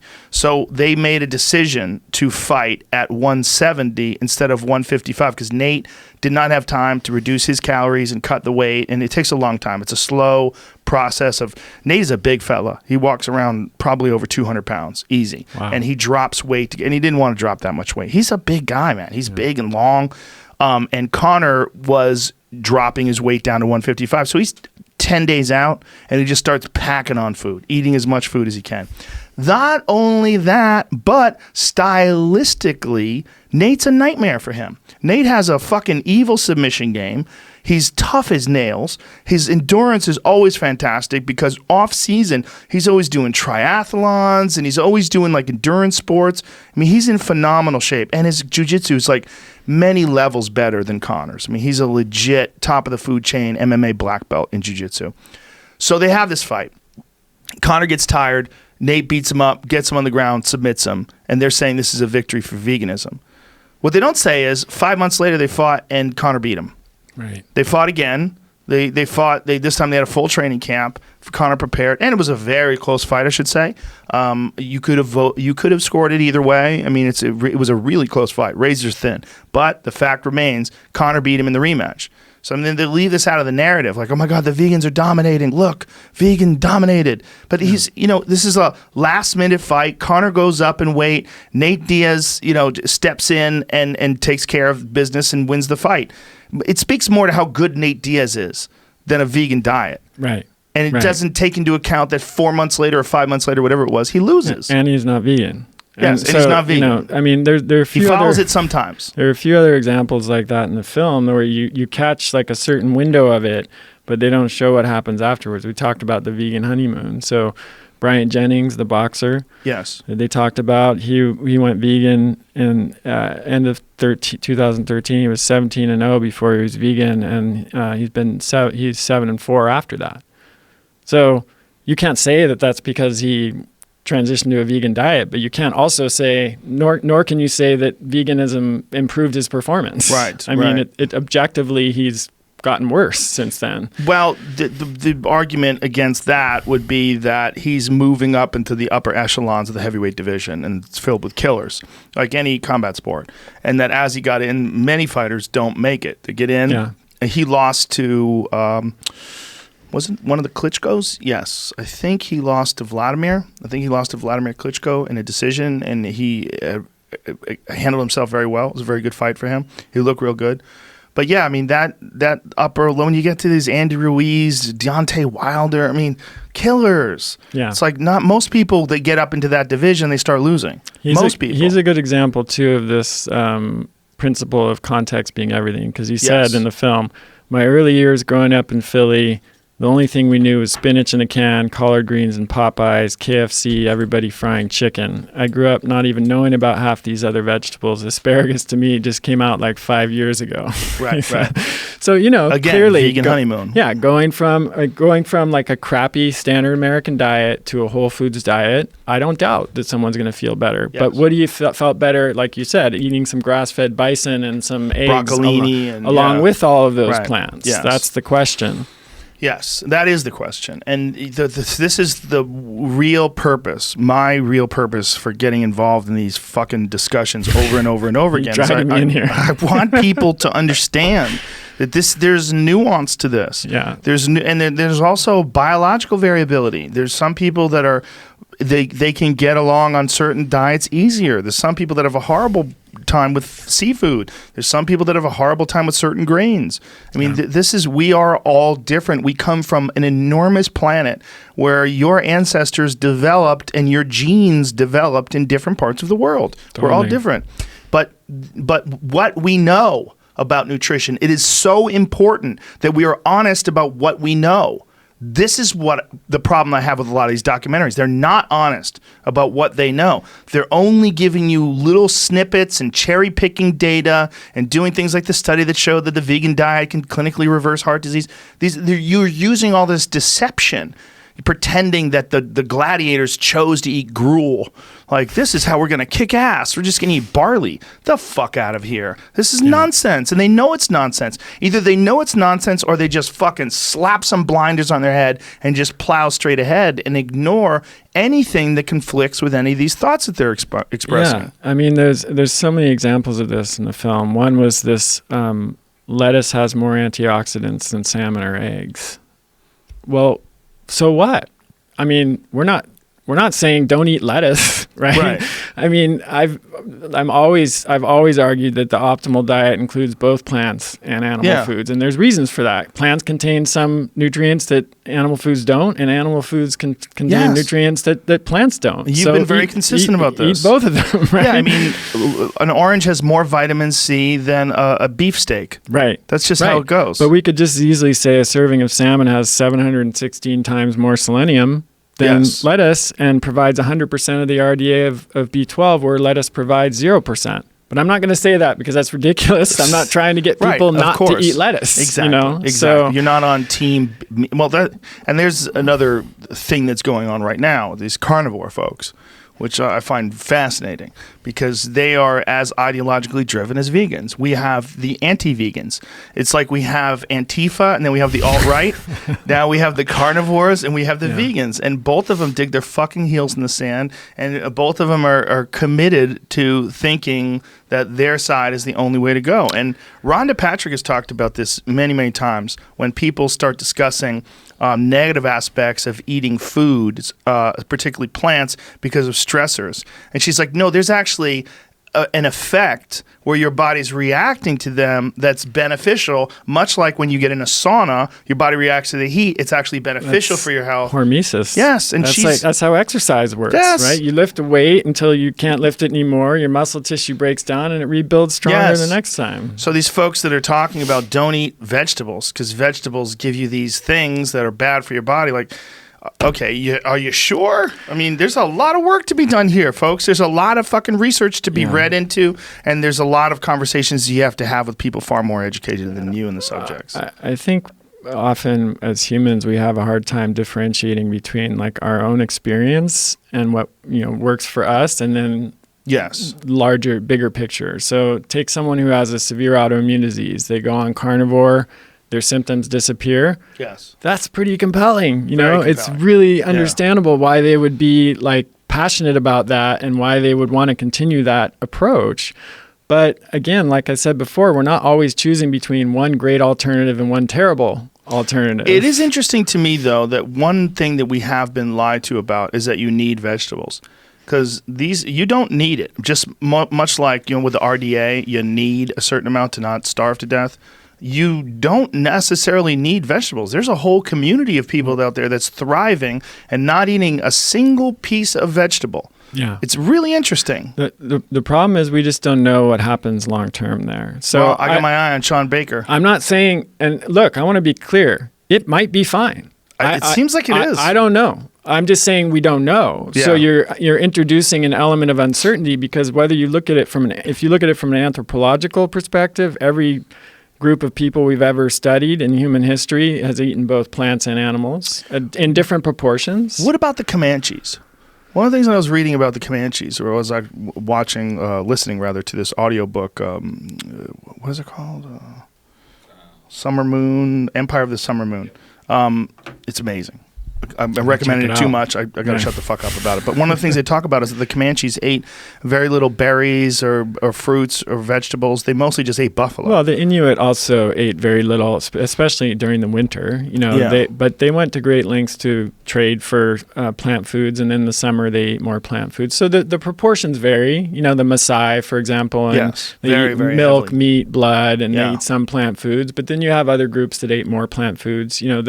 There was a ethnographic study of hunter-gatherer cultures done, 230 roughly cultures studied, and they found that on average, hunter-gatherers got about 70% of their calories from animal foods and about 30% from plant foods. So that's percent of calories. That's not looking at a plate because animal foods are more calorie dense. So it still might be 2/3 of the plate is plants and 1/3 is animal foods if they use plates. But that's the rough percentage, but it would vary, from place to place. We don't know of any group that exclusively and by choice, not from living in a marginal environment like the Arctic, but by choice ate only animal foods for a long period of time. And a lot of the research that we have, the clinical research, suggests that plants have some useful nutrients, especially some fibers that can feed the beneficial gut bacteria. There are studies showing that extremely low-carb diets can have some maybe not great effects on the gut flora. So again, it could be fine, but we just don't know. And so you're adding an element of uncertainty there. That's all I'm saying. So there could be a carnivore honeymoon, as it were, just like you're talking about the vegan honeymoon. Yeah. And that there could. So your contention, and this is my belief as well, is that most human beings fare better on an omnivorous diet. With both plants and animal foods. Yes. And what proportion of plants and animal foods will depend on all the factors that you mentioned: genes, epigenetics, health status, geography, right. Whatever else is going on. But, and for some people, that might just be a small amount of animal foods. It might be Nate Diaz, some fish and some eggs, and then the rest, plant-based diet. For other people, it might be a lot more animal foods. That's where I think the individual variation comes in. Right. And I'm sure most of these athletes that are following a vegan diet, like you were talking about earlier with Patrick, they're taking protein powders. So they're allowing themselves to get a large dose of protein to fill their requirements simply and easily in a shake form, rather than having to wolf down, 4 or 5 bowls of some vegetable. And if they're not, they're probably not doing that well. So we have like all these stories of NFL and NBA athletes that went vegan and then stopped because they were not able to maintain their weight, or they got injured and they weren't able to recover. In the show notes for this, I have like many examples of pretty high-level NBA and NFL athletes. Just read off. Cam Newton is one of them, Cam Newton is the most recent one. So he went vegan in February. He had the worst season of his career. He had -2 yards on 5 carries in the first 2 games, and he rushed for more than 30 yards, 33 yards a game only once in his last 9 starts. Look at this. How Cam Newton's vegan diet may be hurting Panthers quarterback play and injury recovery. What is this on? What website is this? This is his notes. Oh, it's your notes, but it's from a website. Well, it's from a website. Yeah, there's references. It's and then he developed a Liz Frank injury in his foot, which that's a broken foot, right? It's broken foot and really hard to recover from. Yeah. And some people think, certainly could be career-ending. I mean, if you lose 10, 20 pounds, that's a big deal for a high-level athlete, because the studies have shown that can interfere with muscle protein synthesis. It can also increase inflammation and make recovery more difficult. So, but the other thing is, if they're not eating the protein powders, they're not taking collagen, for example, a vegan source of collagen. Collagen is critical for muscle recovery and repair. And it's hard to you can make some collagen, but I think a lot of people on a plant-based diet, if they're high-level athletes and they're not really getting collagen coming in, it's going to be difficult. When Travis Barker was in a plane crash, he was like severely burned, and they were having a hard time getting him to heal, and he started eating meat in order to heal, because he's a vegan. He's a pretty, he owns what's it called, Crossroads, in a really amazing vegan restaurant in LA. And he talked about it on the podcast. He was just wolfing down beef jerky, trying to eat meat in order to get his body to heal. That couldn't have gone over well with the vegan community. Well, I mean, he was just being honest. I mean, Travis is super honest. He's just saying, but he chooses to not eat meat. Other than that, he just did it to recover. And then once he recovered, he went back to his normal vegan diet. So you have Djokovic, who's best tennis player of all time, probably. When he first went dairy-free and gluten-free, he was number 1 in the world. He went vegan. Ranking dropped to 22, which is the lowest he'd been since he was a teenager. And then he started adding fish back into his diet, and back up to number 1. You have Damian Lillard from NBA. He went vegan for 5 months, but then he added animal protein back. That's slide 35, Jamie. He said, I did it, but I started to lose a little bit too much weight with all the games and practices and all that. I had to balance it out, so now I've been mixing it up a little more, having vegan meals and still mixing it up with other stuff. So it sounds kind of similar to Nate, mostly vegan, but adding some animal foods back in there. You had Tony Gonzalez, Hall of Fame tight end, went vegan, and 3 weeks later, he said, there was an article about this, said it's in the show notes. The 100-pound dumbbells he used to easily throw around felt like lead weights, the article says. I was scared out of my mind, Gonzalez said. He had lost 10 pounds. He ended up adding a small amounts of animal protein back to his diet. You got Gerald McCoy, NFL. He said, quote, the explosiveness wasn't sustainable because I didn't have that extra oomph that I needed. because the lack of the type of protein I was taking in. So I just added a little bit of animal protein back in my diet, and it's given me that oomph back. Now, again, we're talking about elite athletes with very specific nutritional requirements because they're asking a tremendous amount of their body. Huge. I mean, these guys could probably need like 4,000 to 5,000 calories a day to function well. And of that, if they weigh 250 or 275, they need 250 to 275 grams of protein, and it should be high in leucine for muscle protein synthesis, and it should be bioavailable, all that. And in comparison to the average person who followed their diet probably wouldn't see any detrimental effect for a long time because they're not requiring their body to do these incredible things. I don't know. It varies. I mean, I've had patients who went vegan and within 2 months they were in really dire straits, and there are people who go vegan and they're fine for their whole life. So hormones are a big one, right? And why is that? Well, everything, micronutrients really run the show. I mean, of course, the macronutrients, protein, fat, carbohydrates are important. And as I said before, if you're 200 pounds, the average American male is 200 pounds. And so if they're a vegetarian, they're consuming the average number of grams of protein.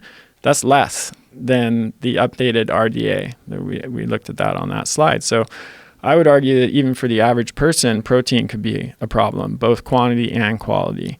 Most people are getting plenty of carbohydrates and enough fat, so that's not an issue. Then it comes down to micronutrients. So think B12. That's a thing that came up in the film a number of times. So we should talk about that a little bit because there was some actually just, factually inaccurate information about B12 that I want to correct. So the claim, this is slide 55, Jamie. James said B12 is not made by animals. It's made by bacteria that these animals consume in the soil and water.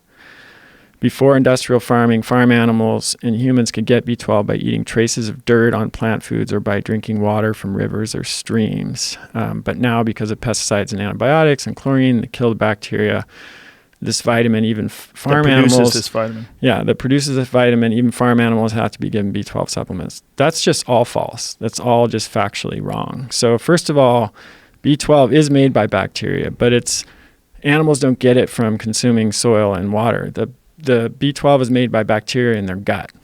So in ruminants like cows, in the rumen, which is a chamber in the stomach, the bacteria convert cobalt that they get from grass that they eat into cobalamin, which is B12. And then they are foregut fermenters, so they can absorb the B12 the bacteria produce in their intestines and utilize that themselves. So primates, including humans, also have bacteria that make B12, but we're hindgut fermenters, so we cannot absorb the B12 that our own gut bacteria make. Well, that's not exactly true. Chimps and gorillas can, but that's only because they eat their own poo. Oh. So that is one potential strategy for meeting your B12. I hope you didn't just put that out there. You can be coprophagic. We will find ethical poo eaters. There's a whole community now of Reddit. Ethical poo eaters is now a new subreddit. So we cannot get B12 from our own gut bacteria, right. And if there is any B12 in soil, it's only from manure, that's come from animals. There's also zero evidence that B12 is fed to cattle, and there's no evidence that humans have ever been able to meet their B12 needs from just eating soil and water. If you pull up slide 56, Jamie, Jack Norris, who's a vegan dietitian, we don't agree on a lot of things, but I appreciate his rigor with the science. He has a big article on B12 on this website, and he says the suggestion that humans have ever relied on uncleaned organic produce for vitamin B12 doesn't have any reliable evidence at this time. So I don't know where to go with that claim, because it's just it's demonstrably false, even from the perspective of a vegan registered dietitian. Yes.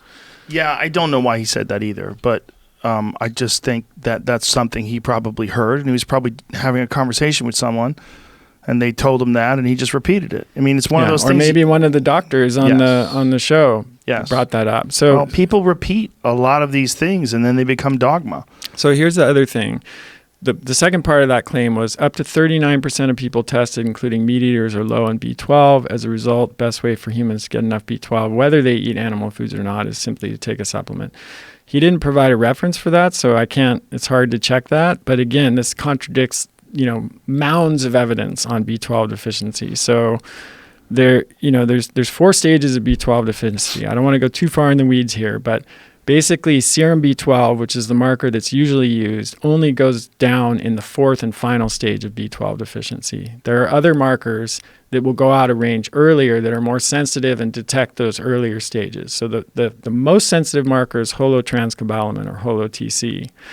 So in a study in 2013, this is slide 58, Jamie, they compared B12 deficiency depletion according to holotranscobalamin levels in vegetarians, vegans, and omnivores. And you can see the results here.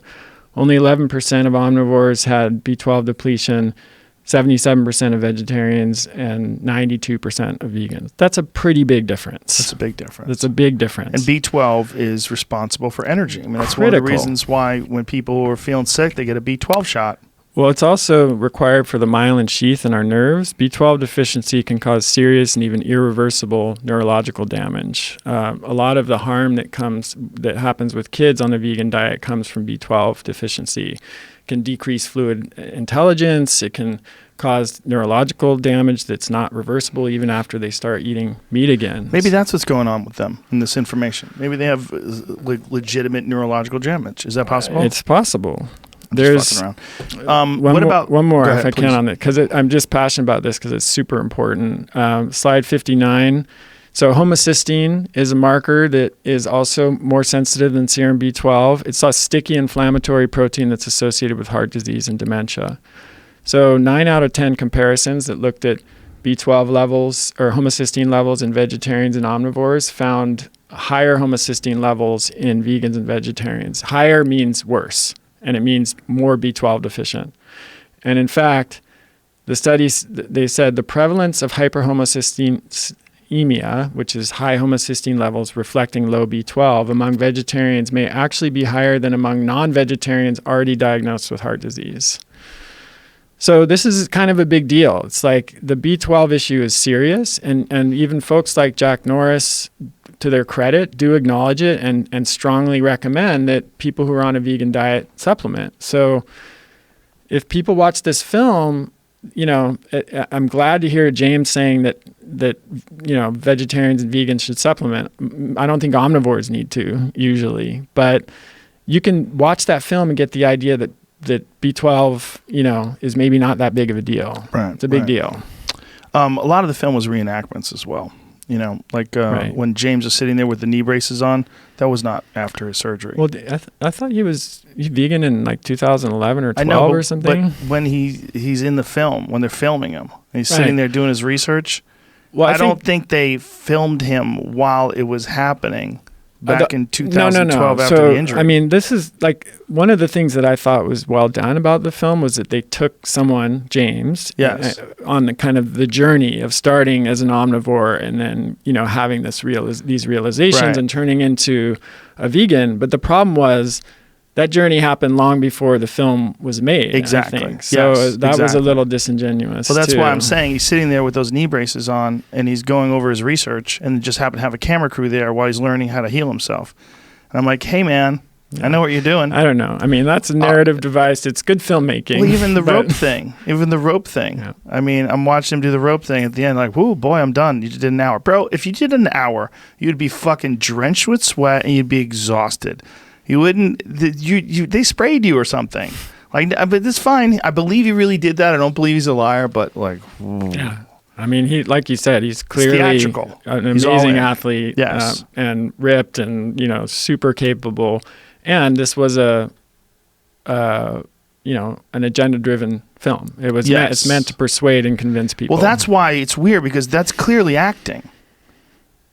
You're recreating these moments, right? But it's billed as it's marketed as a documentary because he's talking about it having just happened right after he switched over to a vegan diet. All of a sudden, he could do an hour on the battle ropes, and then they're filming him. Yeah, I'm like, come on, man! There's no fucking camera crew where that happened. You're redoing this. Yeah. You think? I mean, I get it. This is how you show the footage. You put it out there, and it makes it like a little bit better for people to swallow and get, you know. And I like the scenes of him doing the self-defense demonstrations because you get to see he truly is a fantastic martial artist. He really does know his stuff. Absolutely. There's a lot of great aspects to that. Like I said, I like that guy a lot. But there's a lot of fuckery in this movie, man. So, I mean, a couple of the most ridiculous things from the movie. We can get to boners. We can get to boners. Go ahead. Take it away. So slide 64. You probably remember this morning. This was the guy who's like in Africa. He was a former special forces sniper, I think. Yes. And he says, this whole fantasy we need to eat meat to get our protein, it's actually bullshit. I mean, look at a gorilla. A gorilla will fuck you up in 2 seconds. What does a gorilla eat? I just do the same things these big gray things out here that we're trying to protect, elephant and rhino. Yeah, well, it's a nonsensical argument. You know what will fuck you up even faster than the gorilla? A human who has a gun that eats McDonald's and KFC. I'm serious. What is a gun? It's a tool. How did we develop tools? Because we started eating meat and fish, and we came down out of the trees, and we weren't spending more than half of our waking hours eating leaves and low-calorie fruits. You know, we don't like comparing our digestive, like what we should eat with a gorilla is just asinine. That's a problem because they bring that up all the time. They say we have the same digestive gut tract as an herbivore. That's just not true. Also, just objectively false. Yes. You know, for a gorilla, the largest volume of their digestive tract is in their large intestine, which is ideal for breaking down tough foods, you know, fiber, seeds, and those kinds of plant foods. Whereas in humans, the largest volume of our digestive tract is in the small intestine, which is better for absorbing nutrient-dense bioavailable foods like meat and cooked foods, cooked tubers and things like that. Yes. You know, a gorilla, in order to get the amount of protein that gets them strong and ripped, they eat 40 to 60 pounds of food a day, and they're eating for more than half of their waking hours. So it's really, you know, that's just not comparable at all to compare us to we also like have gorillas. Different genes. It's the same thing when they're talking about oxes, like strong as an ox. There's a myostatin issue, right? Yes. The genes are programmed to carry more muscle. So, yeah, that's Patrick Baboumian. He says, you know, people ask me, how did you get strong as an ox without eating meat? And have you ever seen an ox eating meat? Well, I say, have you ever seen a human with 6 different stomachs standing in a field eating, you know, grass for 14 hours a day?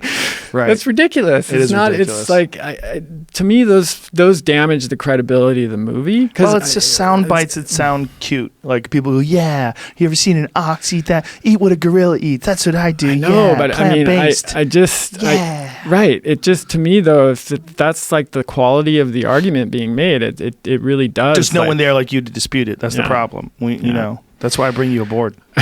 I mean, and then there was the anthropologist woman. You remember that scene in the end where that's where I really started rolling my eyes because she was making the arguments that humans have always followed a plant-based diet. Do you remember that part? Silly. Okay, so where to start with that? So, I mean, we've got isotope studies that show that humans have been eating meat for at least 2.5 million years. And if you go back even before we were really actually human, there's a lot of evidence now that our chimp ancestors were also eating vertebrates. And one of the biggest shocks for people has been the observation that chimps hunt and they kill other monkeys and other animals and eat them. I mean, it kind of blew apart like this whole idea of primates only being, eating plants. And if that happened, if an animal evolves complex behavior like hunting or tool use in order to eat certain food, it means that food has a lot of value, or else that behavior wouldn't have evolved. But then we have bone collagen studies. Let me see if I can find this slide, Jamie. So that's 47 and 48. So these are bone collagen isotope studies are much more accurate than some of the previous methods that were used. And the earliest hominids that were studied with these were Neanderthals. So there's 3 studies that have been done in Neanderthal groups ranging from 130,000 to 28,000 years ago. And then they compared those isotope levels with contemporary species. And they found that Neanderthals were similar to top-level carnivores. So they all derived the vast majority of their protein from animal sources, likely to be large herbivores. And then on the next slide, 48. Why does it have, hold on a second, back up. Why does it have a pterodactyl flying in the background? Why are they bullshitting us? Does those fucking things live 60 fucking million years before? That's so stupid. There's a limit to what stock photography can. I know, but all you have with. to do is snip that part out, you asshole. Why do you have a guy walking on 2 feet with a fucking piece of meat on a Big stick? stick of meat. Yeah. That's so stupid. And he's obviously not a Neanderthal too. The skull is the wrong shape. Yeah, the skull's the wrong shape, right? Yeah. So that's double crazy. So that's a Homo sapien, which is only 500,000 years ago. Bad stock photo. Well, let's talk about Homo sapiens. So there were on the next slide. There are two stable isotope bone collagen studies that have been done with modern humans, Homo sapiens, and the first group was 13,000 years ago in southern England, and the second group was 30 to 40,000 years ago in La Gravette, which is in France. And they also found that they were carnivores, mostly large herbivores, but the French group consumed a more diverse mix of protein, including seafood. So the fossil record clearly indicates that humans were eating, humans and Homo sapiens and Neanderthals, all of our hominid ancestors were eating a lot of meat. And she wasn't using any evidence to cite this either, was she? She was using that lame anatomical argument that we have, relatively flat molars like herbivores do, and we don't have claws, and we don't have sharp canine teeth. Right. But guess what? We've got forks, we've got knives, and we've got fire. We've got fire to cook our food. Yeah, and we had fire for a long fucking time. We have these adaptations that make those anatomical characteristics that a lion or a carnivorous animal has unnecessary for us. I mean, that's just like Anthropology 101. Right. So So they just found someone who's vegan, who's also an anthropologist. Yeah, one anthropologist, and then they rewrite the whole history of, animal food consumption among hominids. Yeah, and the argument that human beings over 2 million years ago, the doubling of the human brain size, corresponds with the learning how to hunt, consuming more meat. The appearance of tool marks on bones corresponded directly with the doubling of brain volume, the reduction in our gut volume, which indicates a move to a more nutrient-dense diet, the increase in the volume of our small intestine relative to our large intestine, and then what's called the gracilization of our jaw, which means our teeth and jaw became less robust, and that's thought to be an adaptation to more digestible, nutrient-dense, bioavailable food, where we're not like chewing cud or chewing on leaves or low-calorie fruit like a gorilla is all day. And this argument about nutrient density, this is why that term is very important, because people always want to use that for plant-based foods, nutrient-dense plant-based foods. Meat is far more nutrient-dense per calorie, per ounce, per amino acid profile. With essential nutrients, Yes. So essential meaning nutrients that we can't manufacture on our own, and that we absolutely need. Organ meats are actually at the top of the list in terms of nutrient density. Organ meats and shellfish take the cake. Then you have herbs and spices are actually pretty high too, and then you have other muscle meats, eggs, all of those things. Foods like grains and legumes tend to be towards the bottom of the list, with vegetables in the middle. Right, but that sounds good. Nutrient-dense plant-based food sounds good. It sounds like you're doing the right thing. And this is like where this lingo is coming from. I mean, this is where I argue that plants do belong, because plants do have certain nutrients, phytonutrients, fibers, and things that actually don't feed us but feed our gut flora that I do think are important, even though they're not considered essential, like vitamin B12 or vitamin A, vitamin D or something like that. I do think they're still important, and they play a role. But what I'm talking about is the difference between caveman altering its diet, or the modern or ancient man altering their diet, and this doubling of the human brain size corresponding with consuming more nutrient-dense foods. What that means is meat. Yeah, absolutely. Meat, fish, as we saw with some of the modern humans who were living in coastal regions. Yes. But these more bioavailable nutrient-dense foods, definitely. Now, what other silliness? So this is the anthropology argument that just doesn't seem to fit any of the state-of-the-art science. Doesn't fit. Yeah, it completely contradicts. So then there was the whole section that you probably remember about chicken and fish causing cancer, dairy products causing cancer. They started to it really kind of went from just like, you can do well on a plant-based diet as an athlete to like, animal products are horrible and are going to kill you, which was a big leap. So they had one study, James Wilkes says, research funded by the National Cancer Institute found that vegetarians who had one or more servings per week of white meat like chicken and fish more than tripled their risk of colon cancer. Well, that's scary. I don't want to triple my risk of colon cancer.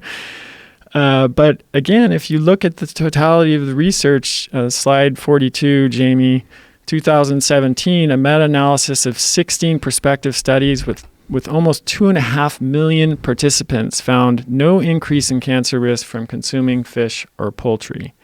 And then you have a statement from the American Cancer Institute itself saying, as for other animal products, organizations that do comprehensive evidence reviews to make dietary recommendations currently do not recommend against poultry like chicken, turkey, ground or fresh, fish, or dairy.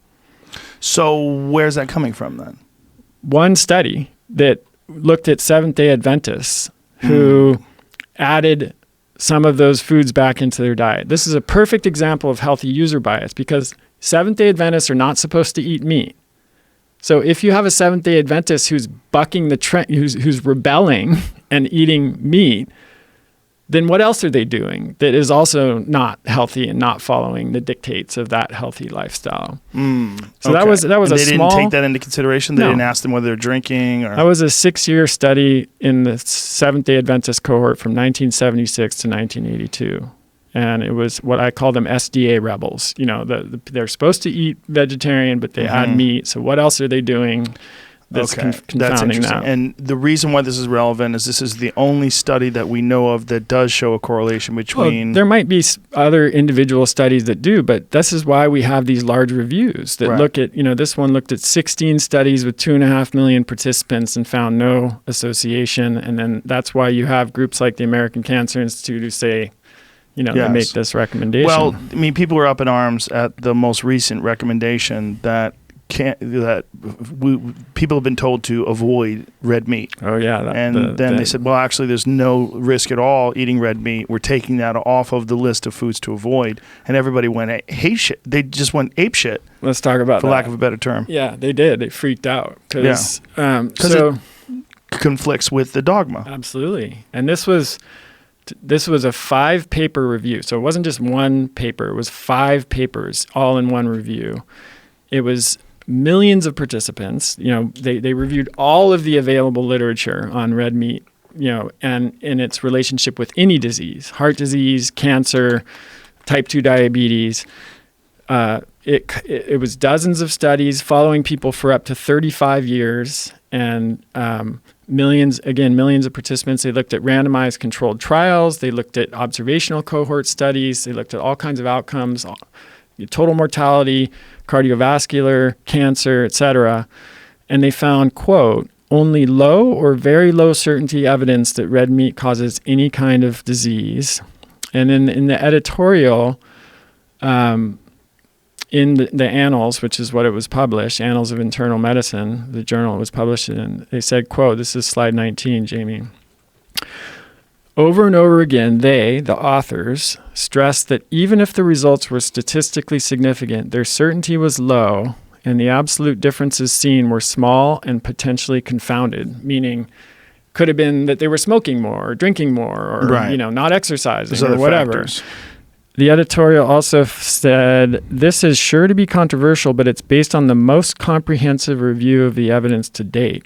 Because that review is inclusive, those who seek to dispute it will be hard-pressed to find appropriate evidence with which to build an argument. Unless you have a nice documentary. Yeah. And you can just put in whatever fucking evidence you want. Ignore it. Yeah. Yeah. The really frustrating thing for people is also recommend it's unprocessed and processed. Yeah. So the dogma had always been, well, just stay away from processed meat and you can avoid fresh red. Yeah, because some studies showed no difference with fresh, but some difference with processed red meat.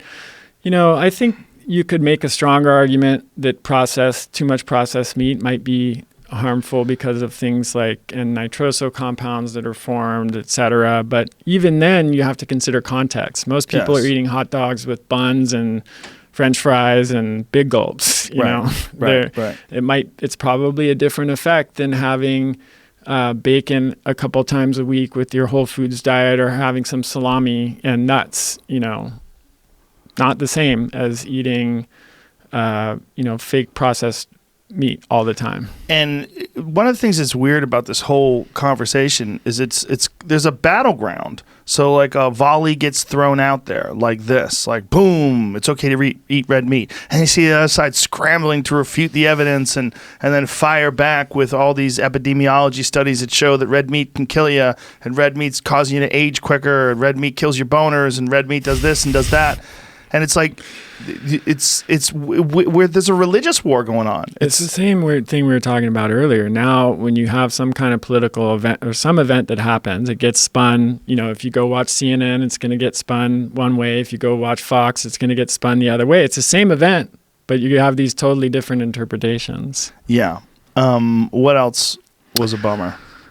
Well, you want to talk about the boners? Sure, let's talk about the boners. You mentioned that. I found that to be entirely hilarious, ruthlessly unscientific. Yeah. And like the whole thing with the guy saying, I'm going to eat what a gorilla eats. I mean, they're showing this guy who's protecting rhinos who are being slaughtered for their horns. Like, what does that have anything to do with eating meat? They're morally equating that with eating exactly. hamburger. Well, what they're doing is pretty obvious what they were doing there. Yes, even though they didn't say that, that's what they were doing. They're attaching themselves to an indisputable cause. Yeah, everybody wants people to stop shooting rhinos for their horns. Everyone does. If you don't, you're an asshole. Don't eat meat. Right. What? How'd you get that in there? You guys snuck that in there. What the fuck did you do? Yeah.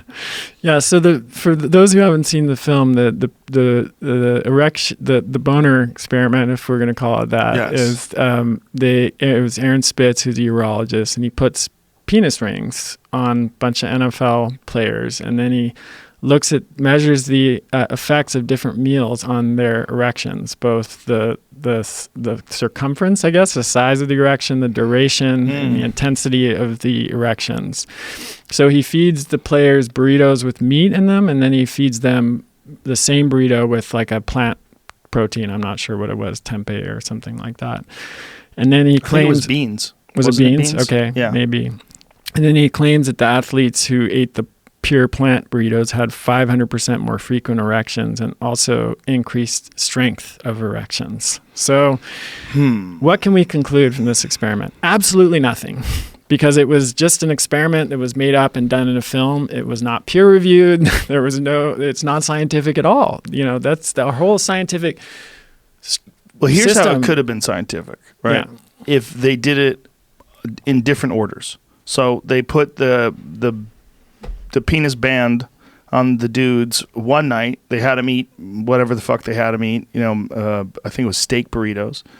And then the next night, they put the penis bands on them again, and they have them eat beans. And so they say you got more erections. Did you guys jerk off in between then? Did you guys have sex? Did you get used to having the penis band on? When you slept with it the first time, did it bother you? Did it interrupt your sleep? Yeah. The second time, were you more comfortable with it? Did you guys try to reverse it? One day, the first day, on a different group of people, give them the band and make them eat a vegetarian diet. Then the next day, give them the band on the second day and make them eat steak. Did you switch that up? You can ask any number of questions, and that's the whole point. Science. That's why we have science. That's why we have a process of peer review. That's why we have reproducibility, meaning even if one group comes up with one finding, it's not really worth much until somebody else reproduces that. Something like 90% or more of findings, scientific findings, are not reproduced. Right. That means that we can't trust them. So I would like to know if they were asked to not engage in sexual intercourse or masturbation during that time period, because that would make sense that they were getting more erections and more fuller erections the next day, especially the young guys that are, savages. Well, I went out there playing football. I went to look at research, like, is there any peer-reviewed research that shows that plant-based diets are better for erectile function and lower the risk of erectile dysfunction? Couldn't find anything. I did find studies. One study of a Mediterranean diet, which includes some animal products, reduced erectile dysfunction relative to a low-fat diet, which maybe might have fewer animal products. So that kind of contradicts it, perhaps. There were studies that showed that like diet quality is important. So Western diet and high in processed foods led to erectile dysfunction. Diet rich in flavonoid containing foods, which would be fruits and vegetables, reduced erectile dysfunction. But none of that says it has anything to do with meat. It just says like don't eat a junk food diet if you don't want erectile dysfunction. Yeah, it's just deceptive. Totally. There was another, but it does show that those guys did get more hard-ons under that circumstance. But as you said, what does that mean? What does it mean, and can we even trust it? Right. I mean, frankly, given some of the other stuff in the film, right? Can you trust it? Can you trust that? Right. I mean, who's to say, right? Yeah. There was another thing that was deceptive, or at least it confused people.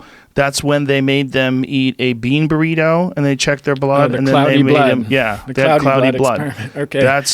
I was just sitting there shaking my head going, what in the fuck are you doing? This has nothing to do with health. So again, not a peer-reviewed experiment, something that was, or controlled study in any way, just something that they did in the film. They fed the burritos, with meat, without meat, and they measured their blood afterwards.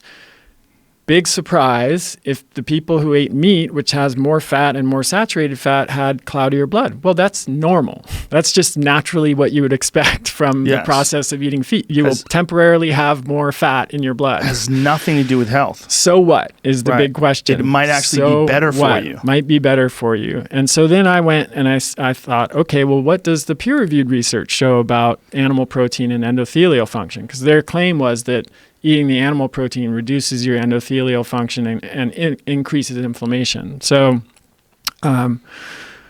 there was one study that there are a couple studies that show a low carb diet impairs endothelial function, but they tend to be short term, like 4 weeks. I looked for longer term studies. There was a 2009 study that followed subjects for 12 weeks, and they found the low-carb diet actually improved endothelial function, whereas a low-fat diet decreased it. And then there was a 2007 study that followed subjects for a year, and there was no change in endothelial function on a low-carb diet. There's strong evidence that high blood sugar and insulin resistance impair endothelial function. So, a low-carb diet that would lower your blood sugar and improve insulin resistance would be expected to improve it from that perspective. So, again, when you look at the actual science, the actual peer-reviewed research, you don't see that relationship that they're talking about. They didn't even, when they're showing it to you, it's just scare tactics. They're not talking about what that means. What's persuasive? Yes. People see it and they're like, oh my God, the blood is cloudy. Even the football players who were in the experiment, they were like, oh wow, I'm not going to eat my KFC or Popeyes anymore. And I'm like, well, you probably shouldn't, but it's not for that reason. Right. Well, saturated fat is the demon, right? That keeps getting addressed. Explain why saturated fat is not only healthy, but probably necessary. Well, I don't know that it's necessary, but I would say that, Well, I should say cholesterol is necessary. Yeah, well, cholesterol is necessary, and our body makes it too. Actually, most of the cholesterol that we have in our body, we manufacture. It doesn't come from the diet. About 30% comes from the diet. About 70% we make. The exact ratio varies depending on the person. And some people are hyper responders of dietary cholesterol, so they'll absorb more from food. But it's it plays a vital role in the body. There's a genetic disease called Smith-Lemli-Opitz syndrome, which results in severe cholesterol deficiency, and it's fatal. So you die with not enough cholesterol. I'm not, however, one of these people on the other end of the spectrum that thinks, hey, if your cholesterol is 450, don't worry, no problem. There's, just write it off. I think the truth is somewhere in the middle. And it's biological variable. Right? It's variable, yeah. And it varies person to person. You can get, and I see this, I've been working with patients for over 10 years. I test every single person that comes through the door with a full lipid panel. And I have people who are doing keto, super low carb diets who have totally optimal normal cholesterol. And then I have people who go from eating, a low, moderate fat diet to like a high fat keto or low carb diet. And their LDL-P goes up to 2,500 or 3,000, and their LDL cholesterol goes up to 300. So yeah, I mean, stepping back a little bit, as we talked about this with Joel, but cholesterol for decades was the boogeyman. You know, it was like that led to like egg white omelets and boneless, skinless chicken breast and you know, bagels with nothing on them when I was growing up. And now even the margarine. Oh my God. Can't believe it's not butter. Yeah. They thought it was better than butter. Hilarious. Which like rats won't even eat if you leave it out in the garage. Really? Yeah. Really? Yeah. So rats eat batteries. They won't eat margarine? That's what I've heard. I've never done this experiment. We need to do an experiment. We should do it. Otherwise, we're pushing out disinformation as well. Propaganda. Go ahead. So yeah, you know, the U.S. quietly actually removed the limitation of dietary cholesterol. They used to limit it to 300 milligrams. Now that they don't have that anymore because the evidence didn't justify having that in the dietary guidelines. We were the last industrialized country to do that. Every other country had done that years ago. Right. But because, you know, how entrenched that was in our country, and I think, you know, they don't want to lose credibility. It's like they've been saying not to do something for so long, then to turn around and say, actually, there's no evidence to support that. It's you lose face.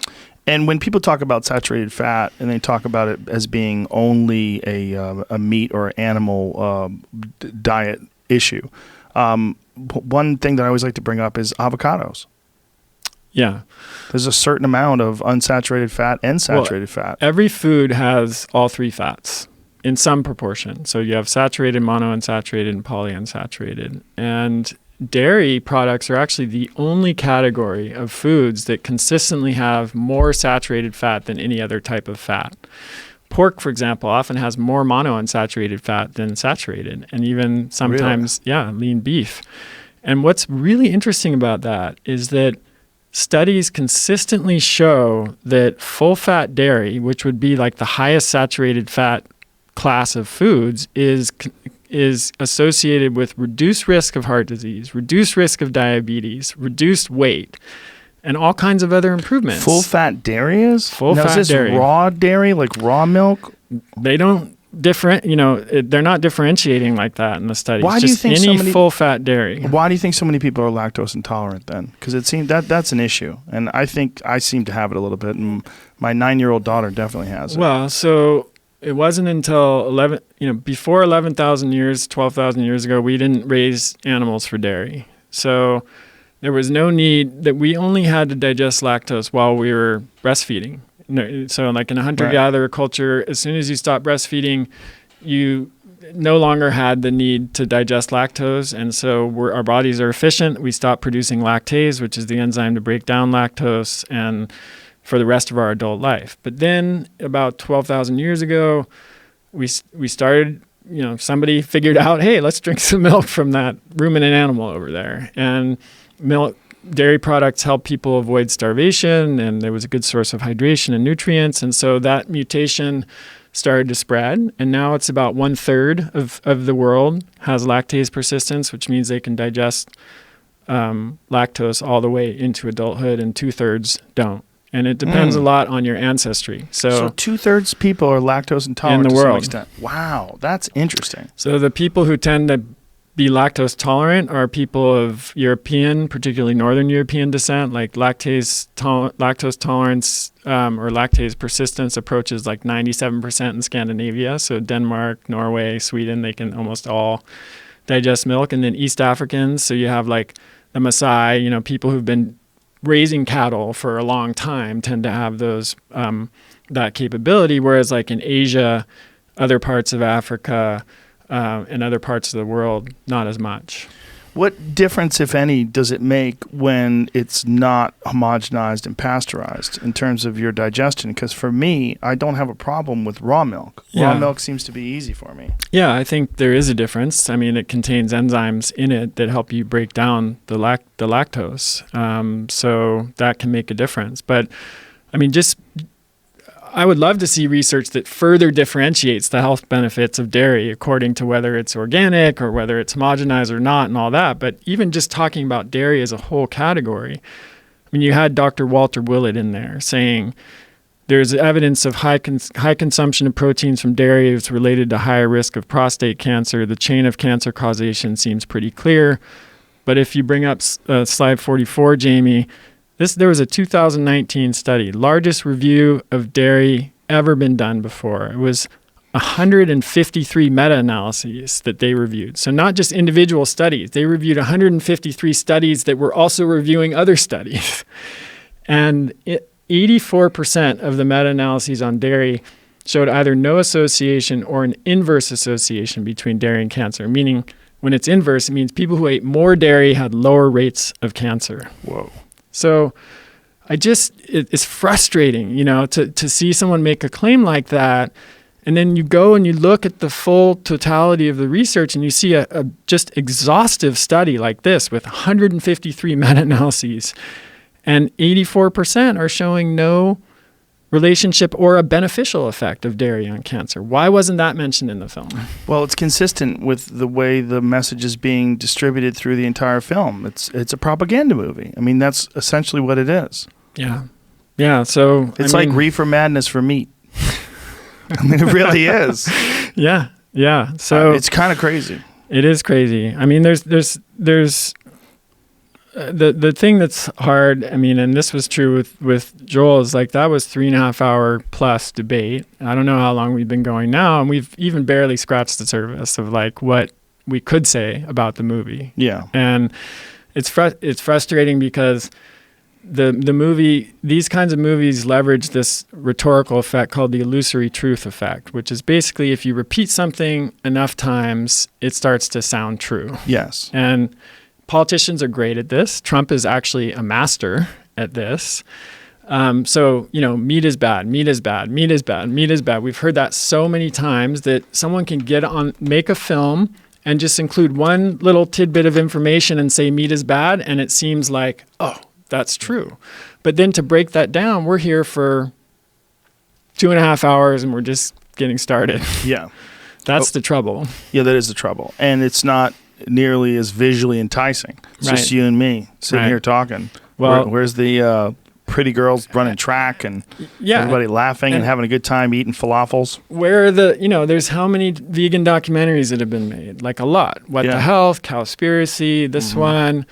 How many, pro-regenerative agriculture, holistically managed, healthy, nutrient-dense meat movies can you think of? I can't think of any. Yeah. So there's one coming.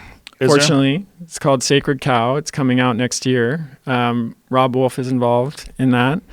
I was interviewed by it. It's made Diana Rogers, who's a registered dietitian, is making it. She's also a regenerative farmer. So it's a very interesting perspective, having someone who knows the nutrition side and who's also actually using those kind of regenerative, holistically managed practices on her own farm. But it's not, James Cameron's not behind it. Right. It's not going to have Arnold in it. Arnold's eating a steak right now. That motherfucker, he's full of shit. He just wanted to do, James Cameron's like, look, we're doing the Terminator. I really want you to be a part of this. I'll do it. I'm in. Only vegetables from now on. This steak was just bullshit. I shouldn't have eaten it. I want to catch that motherfucker at Fogo de Chao with that little chip on green, just hacking at. Look at him. I mean, this steak is so big.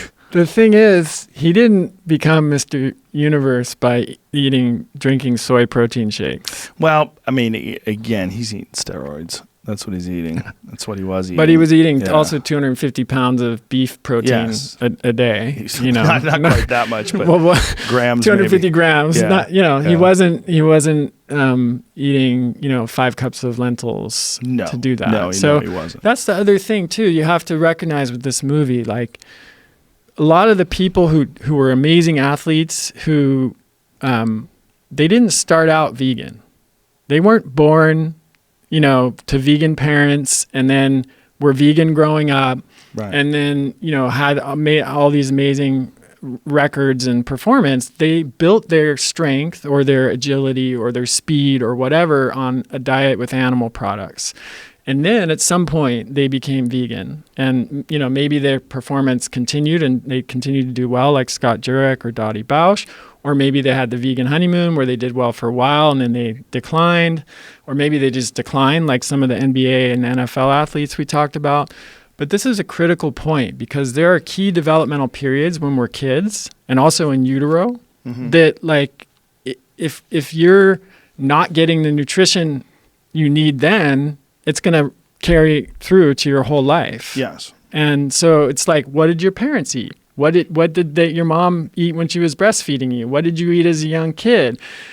So we follow that whole argument through. If everyone becomes plant-based, it's going to have a huge intergenerational impact on performance. It's not like people who built their strength and performance eating meat and then they go vegan, they do okay for a little while. It's like, what are the consequences of that happening to everybody? What are the consequences of growing up nutritionally deficient? Yeah. Of the mom starting that way and then getting pregnant and becoming deficient during pregnancy, and then the baby being breastfed by a mom who's nutrient deficient, and then the kid being fed a vegan diet and developing B12 deficiency, which then becomes has irreversible effects. Are there any top of the food chain world champion vegan athletes? Like the best of the best? Well, there's no vegan UFC champions. There's no world champion vegan boxers that I'm aware of. There's Ilya Ilyin. Do you know him? No. He's the weightlifter that's, I think, in the same weight class as Kendrick Ferris, who was in the film, and two-time Olympic champion. Where I don't think Kendrick has won. He's not won a gold medal. But he was stripped of his titles because he tested positive for steroids. Right. So once again, what's happening? It's hard to say. In weightlifting. He was pulled from the film because of that, right? Yeah. He was pulled from the, or was he in the film? I believe he was originally supposed to be in the film. Now that you brought this up, yeah, that's not a good narrative for them, right? Right. And then you had like Tim Sheaf, if I'm pronouncing his name correctly. He's like the free runner parkour guy who was going to be in the film, and then he had this very public, "I'm not vegan anymore because it was destroying my health" video on YouTube. He ate a piece of salmon and had a wet dream for the first time in a decade. Right. Like, okay, buddy. It was like, poor bastard. Yeah, it was fucking starving to death. He was doing everything. He did a 30-day water fast. Yeah. He tried everything to stay on the vegan diet. Yes. It wasn't like, oh, it's hard, I'm gonna eat salmon. I should also tell you, he thinks the Earth's flat. Oh, does he? Yes. Uh-oh. Yeah. Yeah. I bet that could be the vegan diet. All those years rotting his fucking brain. Yeah.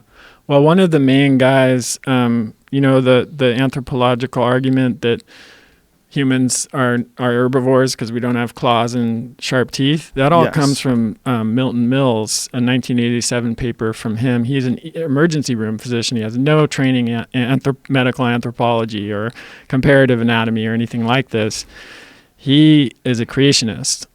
Hello. So he thinks that we were just built this way and with these teeth and the way by God. So... Yeah. That whole why don't we this? If we are a carnivorous species, why don't we this? How come we don't have the teeth to do that? How come you can't just grab a squirrel and eat it? I've actually heard a guy say that. Well, hey, fuckface, how come you can't eat lentils? You got to boil them. Yeah. Like, what are you talking about, man? Like, try eating cassava without cooking it. You'll die. You'll die. Cyanide poisoning. Yeah, it's like that argument is so stupid. There's a lot of plant-based foods that are only consumed after lengthy cooking. Yeah. I mean, going back to your question, I'm sure there are high-level vegan athletes, but the thing is, a lot of the people who are commonly referred to, like the Williams sisters, Serena and Venus, they're not vegan. Yeah, why did they have them in the film? They showed them in the film, and I was like, wait a minute, they're not vegan. Well, because people often call them vegan. They occasionally will have periods of veganism, I guess. Do they? But they're not vegan. They eat meat. They eat animal products. They look like meat eaters. Tom Brady is another example. Another one who looks like a meat eater. Who really does eat a lot of predominantly plant-based, I guess, but eats meat, especially in the winter. The Williams sisters are so powerful. I mean, it would be a great catch for that team, right? If they were vegan, because look at the athleticism that these girls have. Yeah, but nope. But it was weird. They didn't say they were vegan. They just showed them. And so you're like, oh, they're the best. They don't need to say it. You just show them, and that's it. Well, same thing with Arnold. He's talking great about veganism. I guarantee you right now. Carving into a nice juicy ribeye. Come on, show me a picture. Where's he doing? Oh, that fuck. Epic Mealtime. He did a video with them like 5 years ago eating a 80,000 calorie steak and egg sandwich. Oh Jesus Christ, Arnie. When is this? Ostrich eggs? A couple years ago. Oh, that's 5 years ago, bro. Yeah. That's a long time ago. He could be all vegan now, I guess, but I doubt it. He was doing this while they were doing the new Terminator movie. Yeah. It's a James Cameron movie. He's not stupid. Holla at your boy. And even if he is now, he didn't, he wasn't then when he accomplished all of his athletic achievements. Of course. So yeah. But that's where it's weird, right? It's like he did everything spectacular with meat. And now he's saying, you don't need it. Yeah.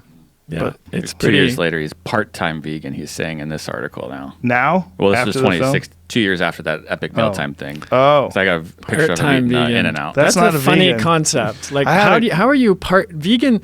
I'm sure vegans would take issue with that. I heard a guy arguing with someone about this once. I talked about this. He said, I'm 90% vegetarian. And this was his argument. Like vegetarian is the way to go. I'm 90% vegetarian. Yeah. Like, bitch, that's 0% vegetarian. That's right. You don't understand math. You don't understand math. It's even more ridiculous with vegan because there's a whole ethos, obviously, around it. I'm 90% on fire. Bitch, you're on fire. Yeah. Oh man, that doesn't make any sense. Stupid. Yeah, and it's like I said stupid. before, all it takes sometimes is a little, because like organ meats and shellfish and fish and eggs are so nutrient dense. You don't have to eat a lot of them to get meet your nutrition needs. I've had this conversation with vegans too about mollusks. And I was like, I've heard it argued, and Sam Harris was talking to me about this, that you can actually make an ethical argument that mollusks are more primitive than plants. And that plants actually exchange more information through mycelium, through their root structure. Right. They actually communicate more with each other. Evidence of intelligence. Yeah, mollusks are an older creature, and they're just dumb hunks of meat you could scoop out of a container. I mean, they have no idea you're there. They have just basic movement where they clamp shut. That's it. I mean, they're not going, stop, no. They're not trying to get away like a fish. Mollusks just fucking lay there. And they happen to be, like I said, among the most nutrient-dense foods on the planet. Like one serving of oysters, I think, will meet your need for zinc for the entire week. Yes, that's pretty impressive. We're talking about like... Yes. And that's always been associated with male virility. Yeah, like zinc is super important for so many different functions. It's for also boners, they should have done that test, right? Eat a bunch of raw oysters. Imagine that. Right. Like 8 times more than the guys who are eating plants with a ring around their penis. Yeah. What else is going on with this film that drives you crazy?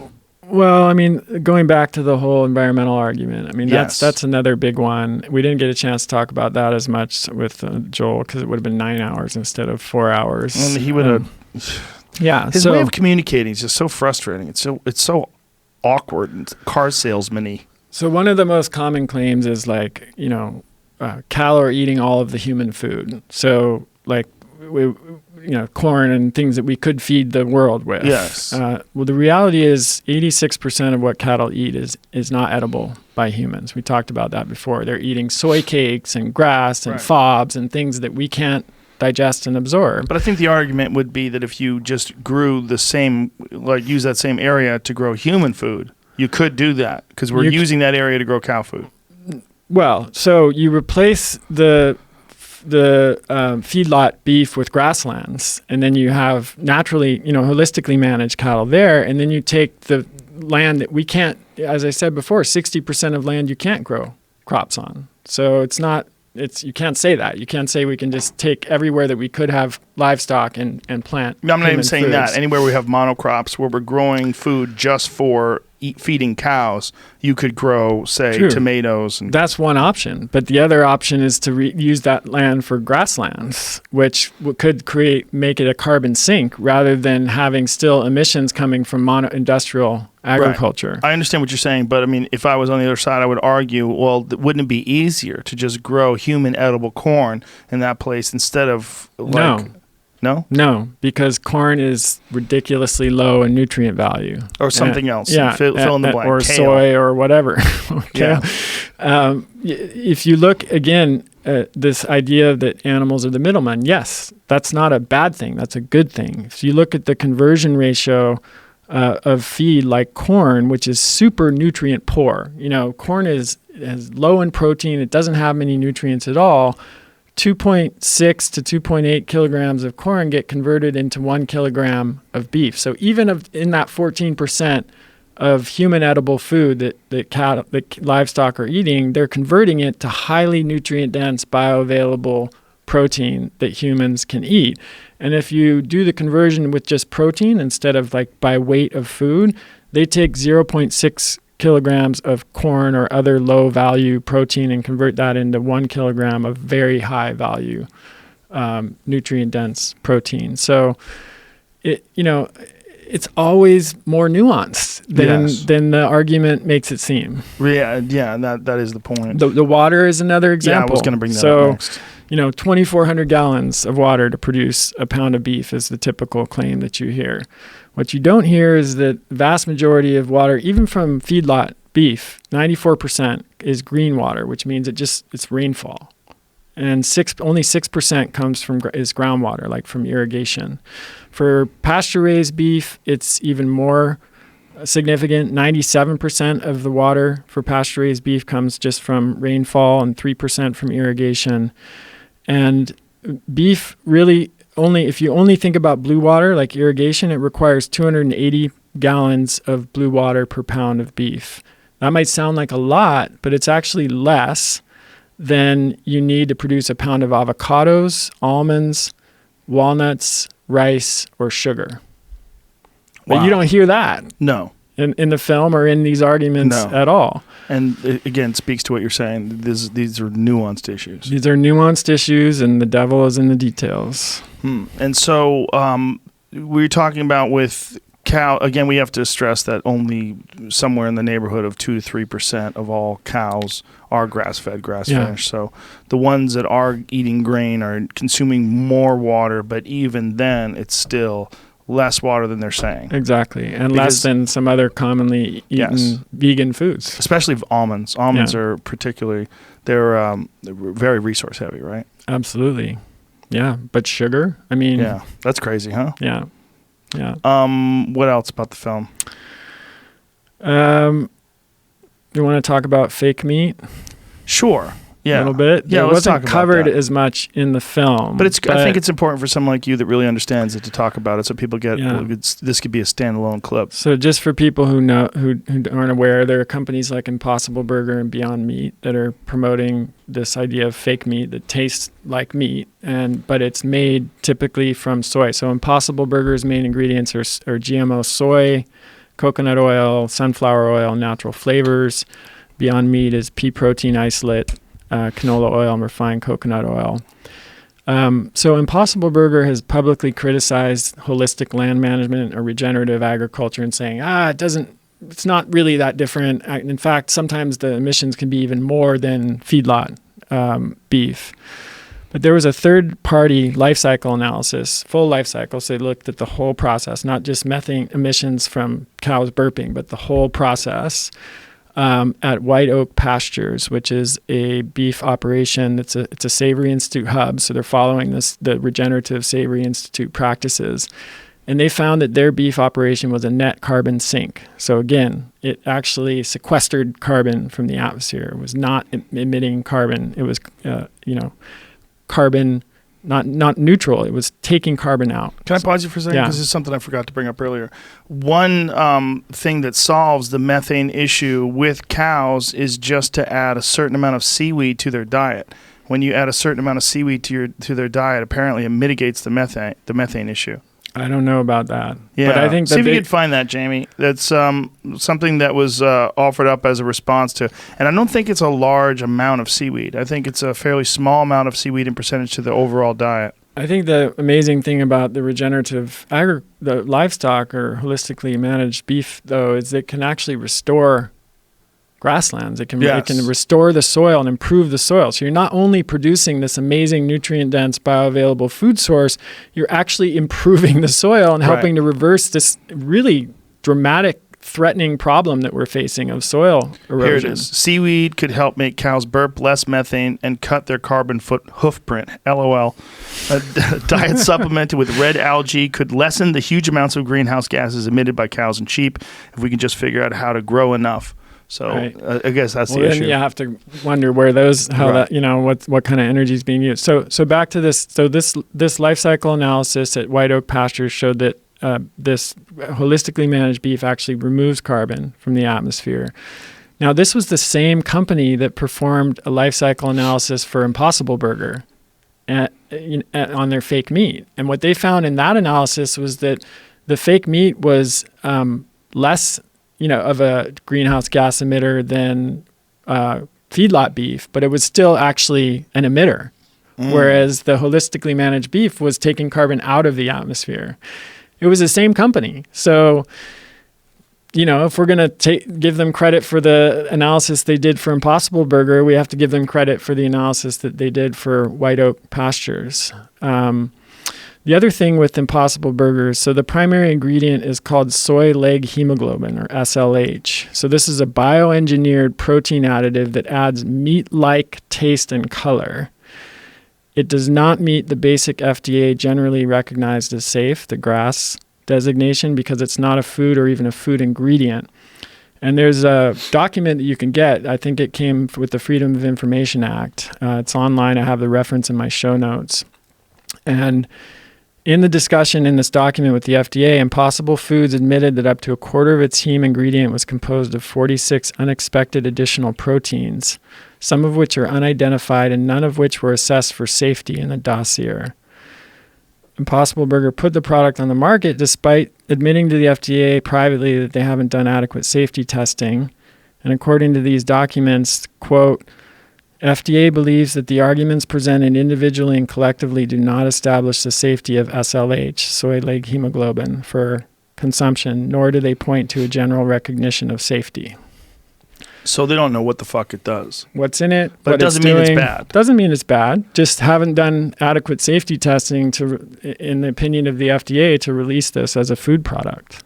The company that did the tests on this Impossible Burger versus the Regenerative, what is that company again? Qantas International. And so it's they're the ones who released the information for both studies. Both studies. It was the same company that did it for Impossible Burger, and then they turned around and did it for White Oak Pastures, and they found Impossible Burger is still emitting carbon, whereas White Oak Pastures is taking it out. Yeah, I think that's a very, very critical point to make in this conversation. And there was an article criticizing fake meat by this woman, Dana Pearls, who's this, part of an environmental organization called Friends of the Earth. And she says, quote, instead of investing in risky new food technologies that are potential problems masquerading as solutions, shouldn't we be investing in proven beneficial regenerative agriculture and transparent organic food that consumers are actually demanding?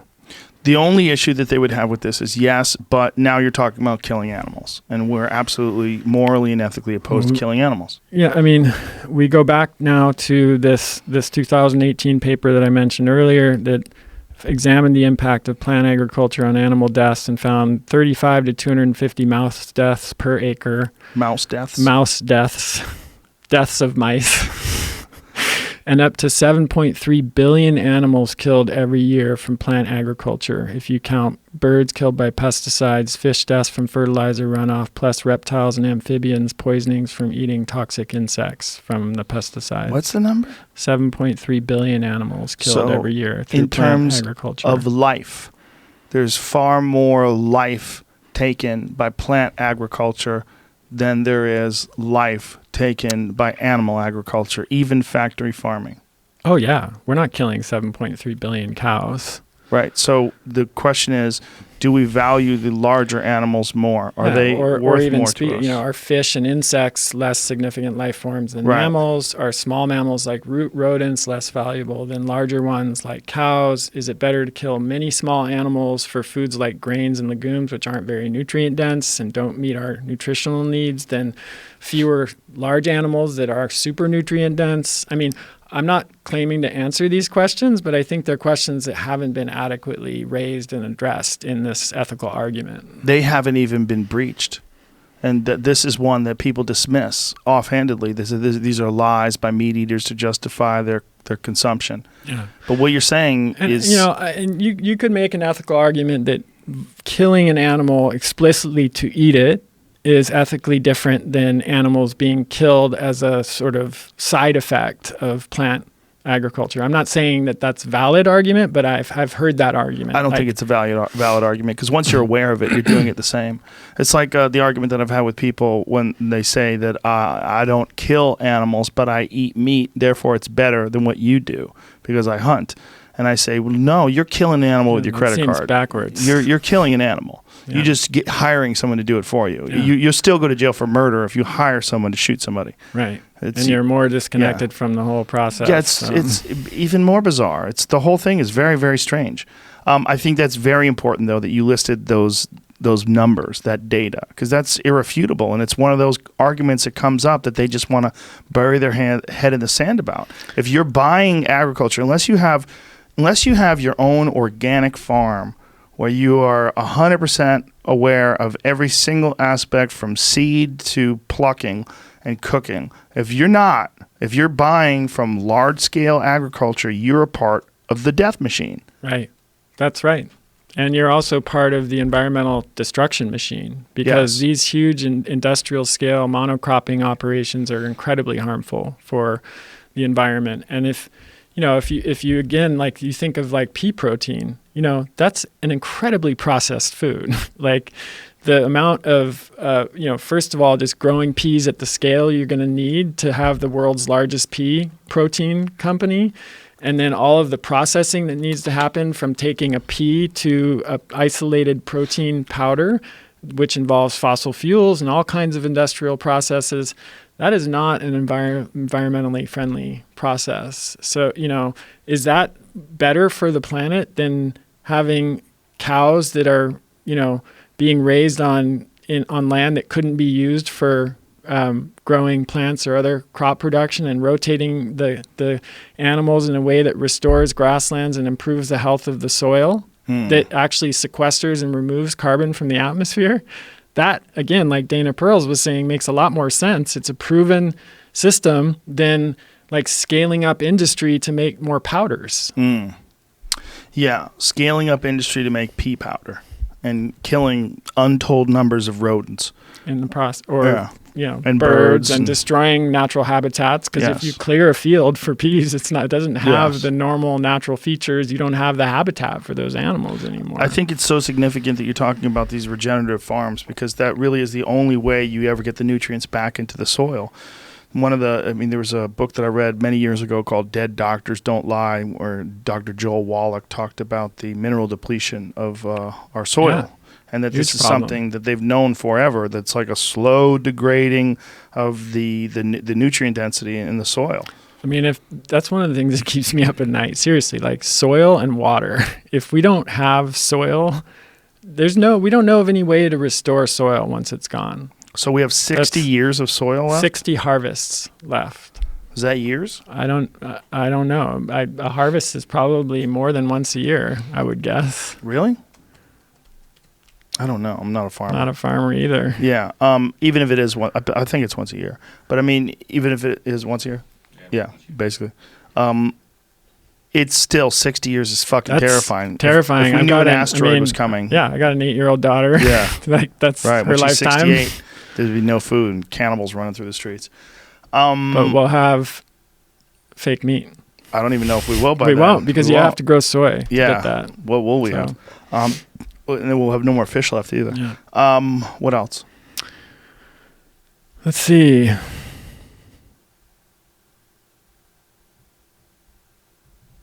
God, there's so much.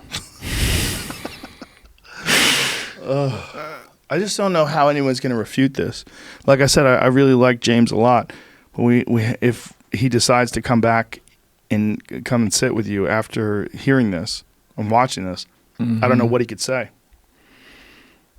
Well, It's like you said, when a new study comes out with the meat, then you get the whole group of people pointing to all that epidemiology again, saying, look, this study says meat has a higher risk of cancer. Then we have to do the whole thing again. Healthy user bias, food frequency questionnaire, context is everything, That's why it's like, oh my God.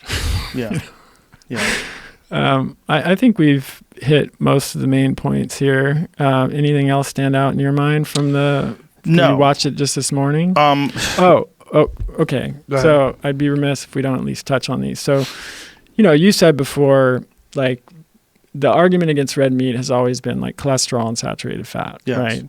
And it was interesting in this movie. They didn't really talk about that very much. They didn't talk about cholesterol a lot. They probably forgot.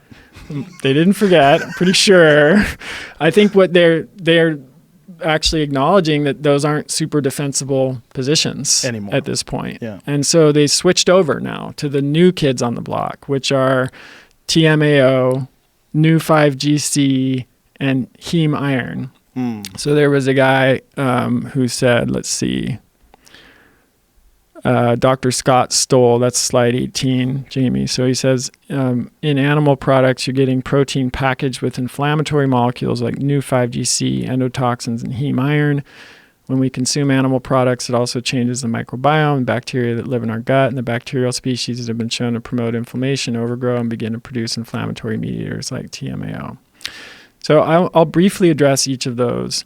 But before I do that, I want to just say a word about mechanisms versus outcomes. So nutrition research can focus on outcomes, which is like number of heart attacks or number of deaths that happen in a population over a given period of time, or it can focus on mechanisms, what caused those outcomes, right? So if you use the example of red meat, early, they saw in these big observational studies that people who ate more red meat died more or had more heart attacks or whatever. Right. Now, we know that that was because of healthy user bias. It wasn't, accurate finding, whatever. But so then they start trying to figure out what are the mechanisms. And so initially the mechanism was saturated cholesterol, then it was saturated fat. Now those are not as defensible. So they're moving on to these new mechanisms. Well, research on mechanisms is not very convincing if the outcome isn't there. Right. So you had that large paper that was just published, the 5 papers in the Annals that showed basically no evidence that red meat is correlated with any disease. So why are we even bothering looking for all these mechanisms that explain why red meat causes disease when we've got this exhaustive study that says that it doesn't? Yeah. But let's humor them and talk about these mechanisms for a minute. So new 5GC, that's a sugar. Basically, it acts as a signaling molecule. It helps distinguish self from not self. Most mammals produce it. Humans don't, but like cows do. So when we eat the cow meat, beef, or drink milk, we get some new 5GC in our tissues. This is the theory. And then our bodies attack it in an autoimmune response. So basically, the idea is that new 5GC in meat causes an autoimmune response, and that increases the risk of disease. The problem is that hasn't been proven at all. 2003 paper found that feeding people large quantities of new 5GC didn't actually increase their serum levels of new 5GC. So that's a problem. If you have studies showing that eating it doesn't actually increase it in your blood, then it doesn't really make much of a difference. And then you have groups like the Maasai. You could not design a diet higher in new 5GC. They drink blood and milk from cows, and they eat cow beef. Yeah. And they have no, extremely low rates of cardiovascular disease. And they look great. They're ripped. They're like all thin. They don't look like people athletes that have autoimmune disease and are dying early. So, all right. So that's new 5GC. Then we have heme iron. So this is the form of iron that's in beef and other animal products.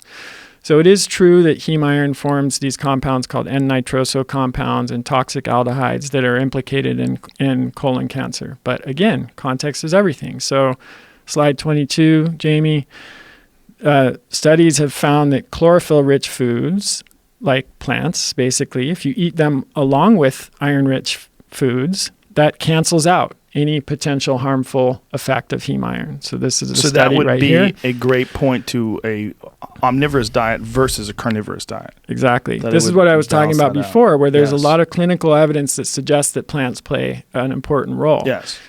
Do I know for sure? No, I don't. But I'm just saying this adds an element of uncertainty. So yeah, green vegetables, red meat, and colon cancer. Chlorophyll prevents the cytotoxic and hyperproliferative effects of heme in a rat colon. There was another thing that they talked about earlier that I just remembered while you were talking. They were talking about fuel and the difference between carbohydrates for fuel and protein, that protein does not provide you with fuel for muscles, which is not true. There's something that happens when your body eats protein that it can break it down to glycogen. What is that called? Gluconeogenesis. Yes. Yeah. So that process they just ignored in the film, and the woman spoke about this. Well, who was it that spoke about it? Was it I don't remember who spoke about it. I think it was a man, Dr. Loomis. Dr. Loomis. So or something? when they were whoever it was speaking about it, when they were speaking about it, they were speaking about it like, well, here you go. Like, this is like just a fact. Case closed. Yeah, case closed. Your body needs carbohydrates to convert to glycogen, and that's not true. Everyone who knows, like, if you eat too much protein on a ketogenic diet, it'll knock you out of ketosis because your body will convert it. Yeah, everyone knows that. I mean, So that was a huge omission or oversimplification. I mean, I think you said this before, and I agree with you. For people who are doing explosive types of activity like MMA or CrossFit or basketball or something like that, they're going to typically do better with carbohydrate. Yes. Substantial portion of carbohydrate in their diet. Whereas we're seeing a pattern now of endurance athletes or endurance activities. A lot of those people can thrive on a very low carb diet. Zach Bitter is one example, but he's not others. just thriving. I mean, he's killing it. He's murdering it. I mean, he's literally a world champion at running 100 miles in under 12 hours, which is just it's insane. It's pace hard to even is bonkers. Comprehend. Yeah, and again, that guy's doing it on ribeyes, and he was talking about how he ups his glucose before these significant events. Yeah, he's not. I want to be clear. I've heard him talk about this. He's not full-time keto all the time. No. He knows what he's doing. Yes, he knows that as he's approaching a competition, he needs more glucose, replenish his glycogen stores. Extremely scientific approach. Absolutely, but. It's not true to say that you don't need protein for muscle. I mean, protein is all about muscle synthesis. Right. You can't do muscle protein synthesis without protein. So that was weird. Okay. Well, also, hasn't it been shown? I think Lane Norton, Lane, was talking about this in his debunking of the Gamechangers. It's actually been shown that glycogen absorption, or they get more recovery. That's what it was from carbohydrates mixed with protein. Than even carbohydrates alone or protein alone. That's why post-workout nutrition often is suggested that you have both protein and carbohydrates. Yes. So there's one more slide I want to show on the heme iron thing, which is 23 and 24. So this is the largest meta-analysis of heme iron studies. And again, for people not familiar with the term meta-analysis, it's where you look at all, a bunch of different studies that have been done and you analyze them together. It's considered to be a very high quality form of evidence. So they looked at all significant studies through 2015, and they found a significant association between heme iron and disease only in the American cohorts. In the Netherlands, Canada, France, Italy, Japan, and Sweden, there was no association found. So what does that tell us? Go to the next slide, please, Jamie. Well, if you eat heme iron in the context of a super crappy standard American diet, it's associated with cancer and a problem. But if you eat heme iron in a European diet, which is less crappy than the U.S., it's not. This is a perfect example, again, of context. Also, Europeans, they don't have grain-fed steak. Yeah, it's different quality meat, but I think it's probably more likely that they're not eating that as much. Yeah, there's far less grain-fed, grain-finished beef over there. When you eat it, it's really evident when you have a steak over there. So TMAO and then gut microbiota, and I think we're done after that. Okay. Unless you've got more. No, I think we did enough. So TMAO, this is a molecule that's generated from choline, betaine, and carnitine in the gut via microbial metabolism. And some previous studies showed that taking carnitine supplements and taking choline supplements does increase your blood levels of TMAO.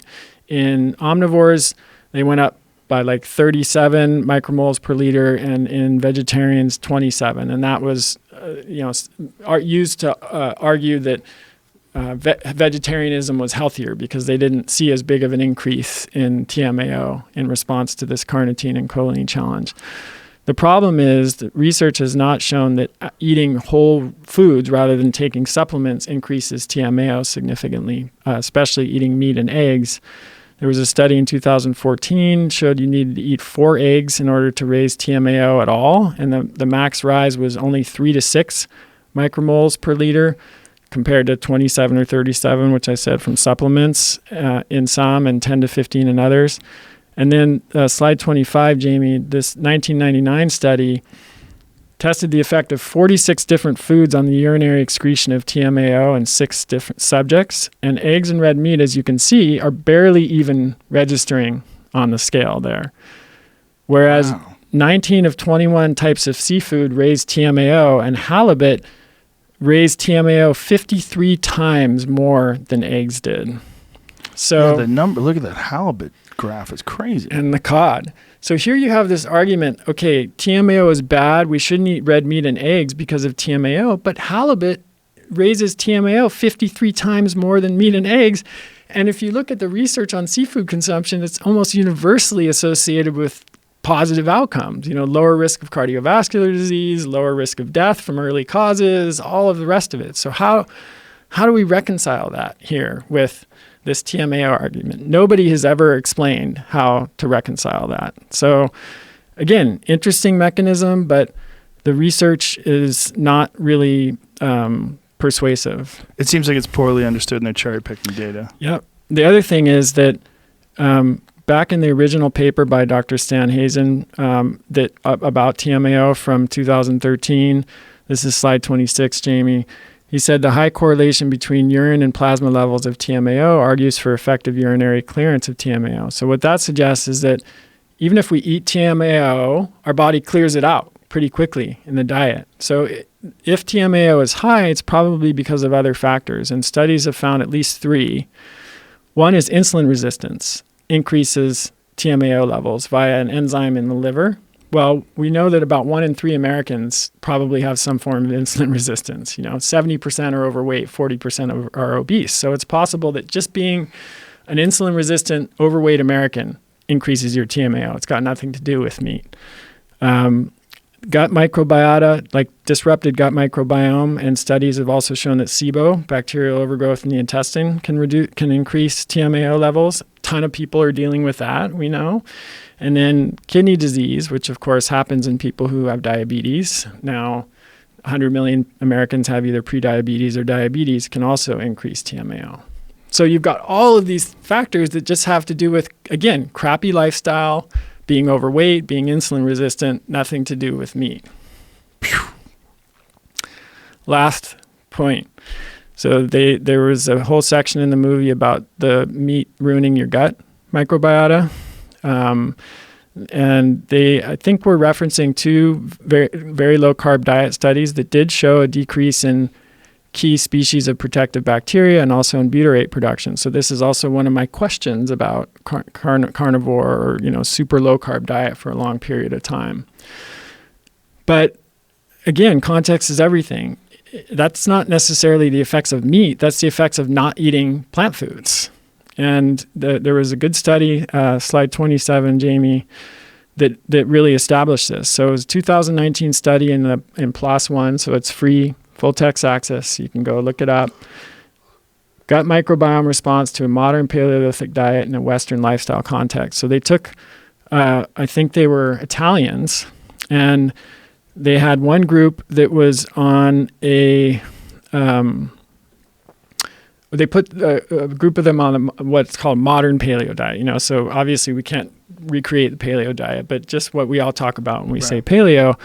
And they found, quote, an unexpectedly high degree of biodiversity in modern paleo diet subjects, which well approximates that of traditional populations like the Inuit, Hadza, Matsis in Peru. So they found that eating a paleo diet made your gut microbiota look like a hunter-gatherer microbiota. And by paleo diet, what we mean is meats and vegetables. Meat, non-starchy vegetables, nuts and seeds, fruits, and starchy tubers like sweet potatoes. So people who ate that diet had a microbiota that resembled hunter-gatherers, which have the best microbiota. Like studies have shown that their microbiota is what we want to have. So this study shows it's not about the meat, it's about what you eat with the meat. Which only makes a difference. Sense. Which only makes sense. Because we know what feeds the microbiota, fiber. Is there anything in this movie that they got right? To end on a positive note? Yeah, I mean, I think I agree with them on the problem. Like, I think feedlot, CAFO, beef and livestock production is not the way to go. Right. I think it can be environmentally destructive. It's just where they went with the solution is not where I go. They go to plant-based vegan diet. I go to regenerative, holistically managed livestock, shifting the food production to smaller scale, or at least shifting the method of, plant production so it's less industrialized, and doing things that actually can improve soil quality and sequester carbon from the atmosphere rather than scaling up more industry and more technology. Well, I hope this acts as a guide for people that are confused by this, and I hope people recommend this because this is probably as thorough a breakdown as anybody's ever done on that documentary. And I just wish people would stop doing this. I really wish they would just follow the actual science, even if it's inconvenient to their dogma. And it's a real problem when people don't. It really is, because it's confusing for folks, and there's a lot of people who suffer health consequences because of that confusion. Well, it's a shame, too. I know we talked about this with Joel. Like, I think actually vegans and people who are recommending what we're talking about now have a lot in common. We want better methods of food production. We care about the environment. We care about animals and animal welfare. We just reach different conclusions about, from looking at those problems. And we probably have more in common with the average American or person in the world who's just not even thinking about it at all, is eating processed and refined crap and doesn't care. We have much more in common with the vegans. Yeah. The difference is these people, like the people that made this documentary and like Joel, they want to ignore evidence that flies in the face of what they're trying to promote. Yep. And they do it with really frustrating and deceptive methods. And that's what I thought when I watched this film. It was hard for me to watch the whole thing. I'd watched little clips of it before, and I kind of had gotten a review of it and knew what it was all about. But watching the whole thing, like sitting there going, what the fuck, man? Come on. I was on an airplane. I told you this before, because I knew I had to be in an environment where I couldn't just run away and turn it off. And but I was like laughing out loud in parts and kind of like wanting to shout at others. The boner part? The boner part, the peanut butter and jelly, the peanut butter sandwich was ridiculous because I knew right off the bat. There were just a lot of things that were funny, but sad. Well, Chris, thank you for doing this, and James, we'll have you on if you really want to do this. And he's game. Okay. Yeah, after this breakdown, I wonder how game he's still going to be. Yeah, I wonder how game I'm going to be. Well, you let me know, okay? Because you're the only guy for this job. I'm running like 7.5 combined hours on this topic recently. But listen, you're doing the world a gigantic service, and I truly, truly appreciate it. Thank you for having me on. Tell people one more time the website. Kresser.co/Gamechangers for all the references, bibliography, studies, and the show notes. Chris Kresser on Twitter and Instagram. Why did I say Twitter that way? Twitter and Instagram as well. Same thing, all right? Those places. Okay. Thank you, Chris. Really appreciate you. Thank you. Bye, everybody.